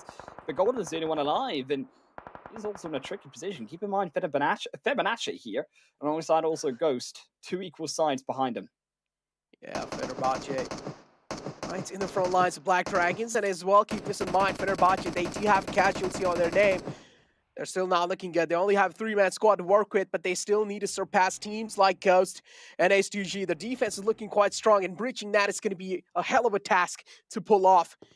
H2G looking quite strong in this one, including Ghost. And as we mentioned, teams like Black Dragons and Fenerbahce, if they do want to make it out, they will have to fight themselves first and then maybe try and take the other player down. And what did I just see in the kill feed? I saw Duke and Machine just take himself down. Don't really know what exactly happened there. We might have to get a replay on that. But on the other hand, Navi and A7 again catching their eyes against each other. Not really able to do anything crucial. And while Duke and Machine, as I mentioned, he got taken down somehow. I think so he just moved out of a moving vehicle, and Duke and Machine. The rest should be back up onto Duke and Machine, but still, it's going to be putting Fenerbahce in such an uncomfortable spot. And this was exactly what I was talking about. Duke and Machine, that mistake.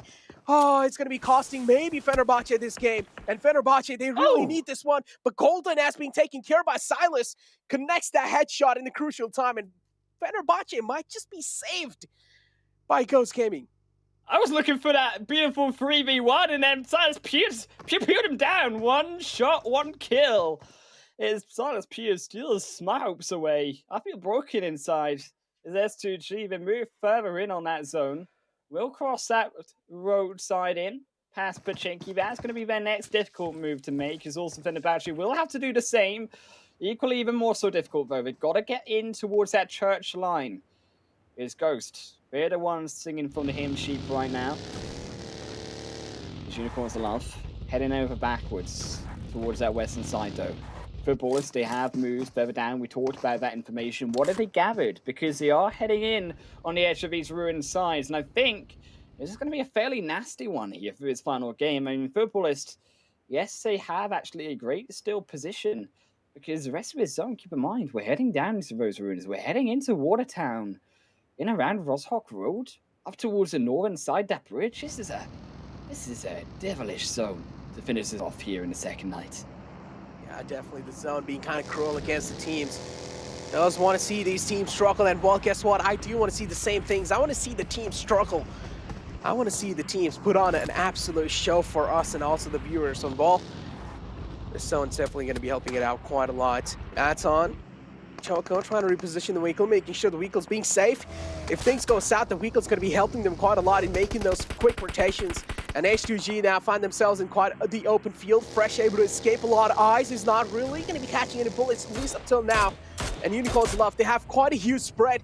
I do want to see how they're able to play with that. H2G getting a pretty decent positioning inside the zone, but still they're right on the edge, and I don't really think so. H2G is the kind of a team they like to play like this. They do want to at least try and establish their mark inside center of the zone. A7 on the other hand, going against Furious Gaming. But Furious Gaming, not interested in fighting. No, that zone just went away from Rozhok, so I definitely won't be interested in that fight. Moving in onto the zone itself, because that side just, I think, south of Rozhok here, coming across that hill, moving in onto the flats of Watertown. That's where you're really looking for Furious Gaming to try to take up. But I think Pitbull is maybe rumbled here and say, let's drop one. But at least they'll find one in return. It's right on the flank side. We'll take two. And it's pretty disastrous here for S2G, as they probably had the upper advantage. But instead, Sanhok, he tries to find a shot. Can he find Lutz? I don't think he can, as Lutz will just take him down in a 1v1, and it gets even worse for S2G. Definitely, and now Lutz, as you mentioned, it gets even worse for that team. And Rice, able to strike the team down in the front lines, and Ghost, well, they're just going to get taken care of by a team like Rise, and Ghost not in the game anymore, getting eliminated pretty early off. And well, keep this in mind, as I mentioned, the fight started happening pretty late as well, so it's quite understandable that there's fights happening all across the board. And Football is so okay, catching a little bit of bullets, is able to make it back to safety in the nick of time. But is he safe? That's the real question. On the other hand, the rest of the two players from Football is out in the open, have those smokes to work with as a temporary cover. But keep this in mind, I use the word temporary. It's not really going to be lasting for a long time. A7 on the other hand, Revo catching a couple of bullets onto himself. Trying to retaliate back in this one. Papi Potro is the man in the close contestations.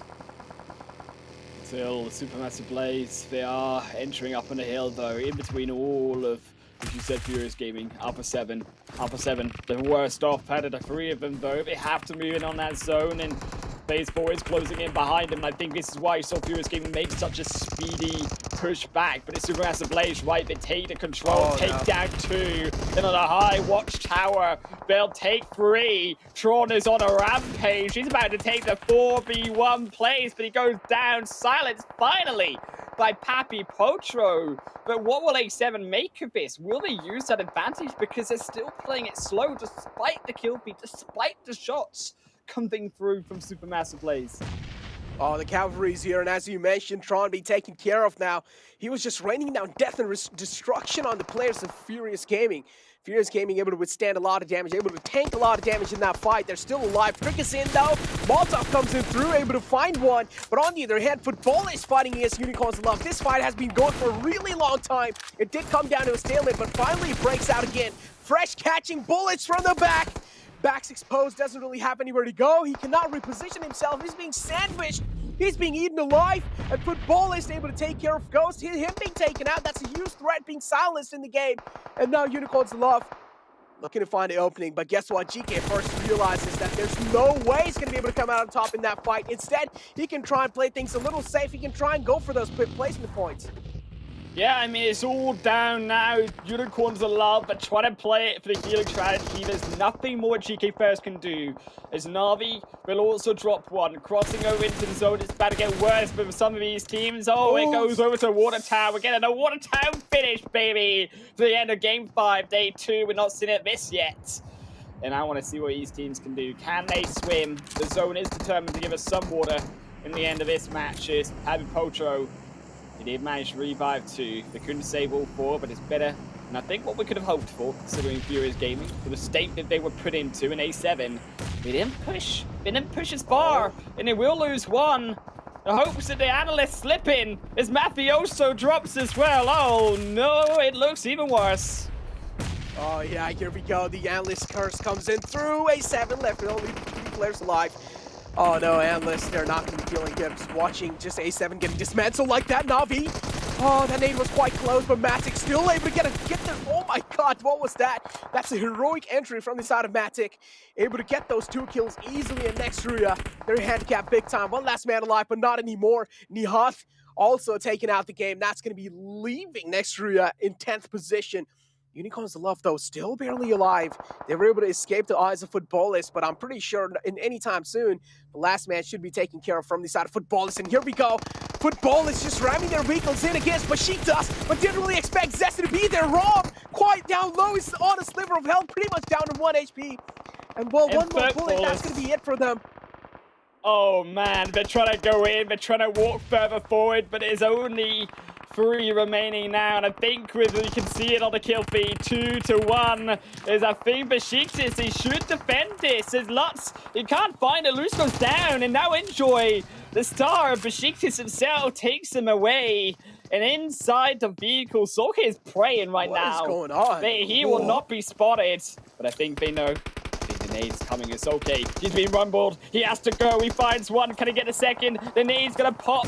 Will it hit him back in the face? Wow, no. Nade's himself. Oh, Days. no. No, please. Let it have mercy. As he will go further back forward. It's okay now in a 1v1. 1v2 is recent. Steps back further forwards. Oh, that's a taste of his own medicine right there, Rom. Though, luckily, his teammates there who's got his back is going to be able to get back up on the feet, should be able to patch up as well. But one underhand nade can just seal the deal over here, Rom. Okay, looking good for now. He is looking quite safe. Footballist looking to take another man down, and both that nade's cooked to perfection. Reset being fired. That's going to be leaving them in quite a good place, and now Besiktas as well. They're not a team that's going to be just falling like that. They're able to trade things back. Trades are happening back and forth. Enjoy 7, making a move, and no Solke! Oh, he just walked into his own death, but was able to retreat back in the nick of time. And guess what now? Rise is in the party. Rise are like, you guys gonna have a party without us, but another nade to seal the deal, and Footballists come out on top. Oh, Footballists is Nade City inside Water Town. We will confirm away the rest of Besiktas, but I think his nades raining in on Rise that will be superior. As they do land on top of the rooftop, one more. Righty so, they will tickle him down, slowly but surely. Footballist 10 limbs is all they'll grab. And a 6th place finish is Furious Gaming. Meanwhile, away from the cameras, they've been assaulting their own battle here with smokes. Utilities used and expended, trying to get past this open flat into, of course, Water Town. Blue Chip Town, I think, is going to suffer the same problem. But the control there from Navi, Rise, not as much. So there is options, there is hope for Blue Chip Town and Furious Gaming, but we need to put on that trigger finger. We need to be able to have that go button to enter on in, because as the control shifts further away, I think that it could be worse for them. I mean, Blue Chip Town, yes, they've got a zone, but one more shift towards the south, and Blue are looking so dire. Yeah. Furious Gaming, though, they have their own trouble to take care of for now. And to get their eyes off of that trouble is going to be quite a difficult task, because they're also being peppered down by Rise. One knock on the side of Rise can at least help Furious Gaming out quite a lot. But Furious Gaming, they're just taking a lot of damage. As I mentioned, they don't have the cover to work with. All they have is a little ridge, but again, they're quite vulnerable from a team like Bullock. One man being spotted, one man being taken down from Furious Gaming. That's going to lead to their demise. But again, Navi, as you mentioned, they are the rulers of the Water City. They're looking quite strong. And if the circle moves again with Navi, if it favors Navi, that's going to be it. Navi's game, another one. And Navi will be able to seal the deal on another Erangel match. But Bullock, again, as I mentioned, one free knock from the side of Bullock. And Furious Gaming will be put into a lot of trouble. Rest of Navi looking like the Kings of Atlantis right now, as they will continue to surface forwards in onto the land. The zone has shifted away from them. Rise doing the same. Slowly creeping their way forward. Oh. Nunes will go down first as Pixie strikes back again. I think they will lose just 2. Yes, they will. And Nick on his own. Oh, that MG3. Oh, finds Meku, but luckily he got shut down instantly. But the rest on the Meku is going to be such a tough task. On the other hand, Bullock, again, they're alive with all 4 players, if I'm not mistaken. And Bullock, they're looking quite good, but they just don't really have a lot of breathing space to work with. On the other hand, Navi, they do have a lot of breathing space, but again, the visual contact Bullock are easily able to make it onto them. And Bullock, if they gather a lot of intel against Navi, that might just be it. Bullock might just be able to get this game, or at least get the chicken dinner throughout the day. Bullock has been doing pretty good, and this chicken dinner might just be a cherry on top of a cake. But on the other hand, Navi, look at Kitsune, what he's trying to do. Trying to create a little bit of flank angle, trying to create a cheeky angle. If he finds one opening, that's going to leave Bullock in such a bad state of mind. But you leave a cake out in the open, it goes stale here, and I think Baluk for losing their opportunity is it gives over more time to Navi to prep in for their own chicken dinner win. As they have now surfaced, Gazuni round aside on some Medon, and now as Medon looks further forwards onto Kitsune, might just be needed up here, will only go down half HP, it goes short. Furious Gaming, keep in mind still that third party though, as they will drop one. Oh, one man being spotted out in the open, took a lot of shots, and finally Furious Gaming, they're out the way now, threat being silenced. Furious Gaming knocked off the game. Navi left with only 4 players with actually all their squad alive, and guess what, Kitsune just single-handedly mowing Bullock down. Ries trying to get the fallen man back up, but is that going to be the case over here? That's the question. Is the fallen man going to be able to get himself back up? That's the question. Maidon moving quite close, and if he gets spotted, that's the only hope that Bullock has. As soon as Maidon gets taken care of, Bullock, I'm pretty sure there's no way they're going to be able to win this chicken dinner unless Navi just makes some rookie mistakes and just gift Bullock this chicken dinner. Maidon is the only one alive. That's it. Yup, as I mentioned. Like that. Ah, Necro. Just like you mentioned, man, they got dropped one after another. I think you mentioned it right. They needed that possibility of a chicken dinner. They couldn't find it though. They couldn't get it because they played it slow. They needed to get across that road. The problem was that road, right? I mean, they tried to play for the zone. The zone didn't come for them. And I think this is a problem with a team like Baluk Chaptan. They're not playing for that zone there, Necro. And what's it going to take for a team like Baluk Chaptan to change that? Oh man, I don't really know, right? Bullock, I just feel like they got really unlucky, right? I mean, I do understand there was the road kind of dividing that zone in the end, and Bullock, they just didn't really have a lot of cover to work with, right? They had those vehicles working for them, but again, how are they going to be able to utilize it, especially when the Wall of Death is moving against them? And Navi, such a strong team, they have the most amount of zone being covered as well, so moving inside the zone while also being peppered down by a squad like Navi, the chances of you surviving are quite low. Yeah, I think that Navi, they had the opportunity, right, to stop them, but as we said, as soon as they surfaced out of Watertown, it was all over. I mean, Navi they had that control over Rise. It was between Rise and Navi who took that chicken dinner, but Navi came right over them, and I'm not surprised to see Navi once again on top. I think that Navi, to be fair, in his second Super Weekend, right, they've been looking so phenomenal in their wins, in their ability to come out on top. I mean, we don't see it because Navi is not a team that we talk about a lot. We expect them to be as good. But they've been coming out with multiple chicken dinners this week and weekend particularly, and they've been coming out with multiple high-end kills. I mean, another double-digit kill game for them. Yeah, I mean, I just feel like it just makes me wonder, right? I feel like that Super Weekend 1, Navi played that lose on purpose. Maybe they just didn't really want to reveal their real strats, right, Jake? Do you know what it was? Did Navi do that on purpose? Do you know what it was? What it was? I know. It's a 7WG int strat is what it is. Is if you int the first week, you get back in on the second week, and you get all the points that you missed. This is exactly what it is. It's a prediction IQ. I figured it out. Man. Well, this knock under Tron right here, man. This knock under Tron was so crucial, right? Poppy Poacher able to save the day for his team, was able to take care of Tron. If he wasn't really able to do so, I don't even think so Furious Gaming would have made it alive till such late in the top 3. But yeah, luckily Poppy Poacher was there to save the day. Alpha 7, unfortunately, that's how they got really shut down. And Endless as well. They're going to be having those sad faces. Oh man, they can have happy faces, so they did well. I mean, A7, they struggled to be fair today to get in. I think that Navi they still have a decent performance. Right, I mean, it's when A7 go down, it's because Navi are on top, and it's just because Navi were having a good day today. That's all it was. We can just have a write-off day. We're gonna come back tomorrow. We're gonna get like 15 out of 15. I have to lose faith in them. They're all gonna pick successful chicken dinners. And to be fair, but look at Chaptan. You got to give it to them, though. I mean, yes, they didn't give that chicken dinner. Still second place at the end of the day. I mean, Blue Chaptan, they've been stepping up and they've been getting the points. But Navi still came out on top. Analysts, Tell me what you think of that. Well, if there was some sort of competition about us getting our predictions correct, we're definitely the losers in this one. We didn't even get that one as well. But again, well, huge game coming through from Navi. Just to go on ahead and take a look at that. I don't know what you're talking about. I feel like well, personally, I won. I did that reverse curse again, Sue.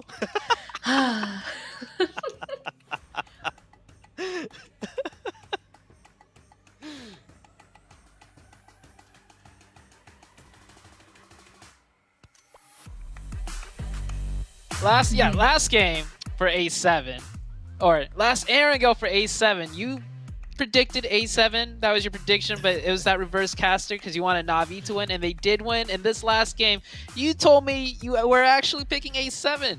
You lied to me, 7. I can't believe it worked twice in a row, though. But I'm not picking A7 anymore when you're picking A7. That's for a fact. I think I might be onto something here, right? I might be onto something. Pick a team that I don't actually want to win, and hopefully the team that they usually go up against a lot, that team will win. Nonetheless, though, we do have an MVP here out of Rise. Mythic being able to get 6 Illims, 944 damage. And I also got to give some props to Blue Chapter. I think they did so well. This is a team that I've been wanting to see more out of. And guess what? They did just that in the last match. They were only able to secure at least 3 Illims, but they were able to secure that second place finish. And for them to actually win that game, I know that thing said 41%. Yeah, it was more like a chance of winning of 10% for that team because they had to go into Circle. They had to go into Navi as well. That was set and looking pretty. Nonetheless, Blue Chapter, good job, guys. You guys seem to be improving, and I love seeing that. We have the most Illims here. Rice Mythic with those 6 Illims once again. Tixi and Miko. Navi being able to... Sute, in a way, Navi pretty much had the Circle every single time. But what I loved is that they were able to take advantage and secure some Illims, and they ended up with 12 Illims total. Yeah, I'm still salty, so I'm just going to say it's not hard to get Elims when you get Circle all the time, 7. And whatever you did that last game for Navi. I mean, Navi, nothing against Navi. This is more me against 7 here. Just so everyone at home gets it straight. I'm not hating on Navi. I'm hating on 7 here. So, but yeah, good job to Navi. They got all those Elims. And special shout outs to Mythic there, getting those 6 Elims for his team. Rise, a constant aggressive team, staying true with getting the Elims. But this is your overall for Super Weekend 2 so far. So this does not include Super Weekend 1. Football is definitely doing the best out of all the teams, and Navi, well, they just surpassed A7. In second place, Navi with 111 points, looking way stronger than the first week, Super Weekend Navi, that we saw last week. Ooh, Baluk Chaptan. I mean, Zute, you even mentioned how they were doing so much better. Every single match that we got to see today, I feel like we ended up seeing them in the late game. So they definitely were going on ahead and capitalizing off of those placement points, and they ended up being able to drag themselves from the bottom into that 10th place spot. Yeah, the Luke Chaptan, that was a huge game for them. They really needed, this is their only Super Weekend. S2G second to last, but check this out. Overall, with the 2 Super Weekend combined, they're still in first place. So they still got a lot of cushion room to do whatever it is they want to do. Just remember, my opinion is, as long as they're learning and testing things out, that's fine. If they're just throwing games to throw games because they're not trying, quote unquote, then that's not the way to take advantage of your cushion points. 7. Yeah, I see them take fights. I mean, I mentioned this earlier. I think they're still being risky. I think they're not just throwing for the sake of it, right? I see them take fights that they usually wouldn't take, especially if we go back to the first Super Weekend. And SCG is probably going to continue to do this. As I said, this overall ranking, as long as you're within the top 16, it doesn't really matter. Although you don't want to leave it to the point where you're kind of like Supermassive Blaze right now, only 103 points to them. They have had 2 Super Weekends now. I would expect that team to be a lot higher. Besiktas, though, having 110 points with still a day left, I think that's great. And now Baluk Chaptan, which this amazing performance here that they have had today. I mean, overall, just amazing in comparison to what they were able to do yesterday. 62 points for them. They're going to be able to catch up into Mad Bulls, depending on how Supermassive Blaze ends up doing. It's going to be an interesting final week of League Play and Super Weekend. And yes, I'm loving what I'm seeing here, because you know what? It's not just the Coop show, baby. Xenox finally showing me Wow. what I wanted to see, Sue. Hey, I was somewhat correct, right? I guess Coops from the Knights, but instead it's actually Xenox from the Knights with the most elims. Mythic, of course, we just saw Mythic as MVP 44, and Soul K Sunday with 40 elims. I'm loving these three players here with their elims. All three players really, you know, not exactly putting the team on the back, but definitely doing a lot for the team. So it's good to see all three up here. I'm surprised, though, that it's Xenox. I mean, we actually talked about Xenox being that second potential star player when they brought him on from 19 Esports, right, Seven?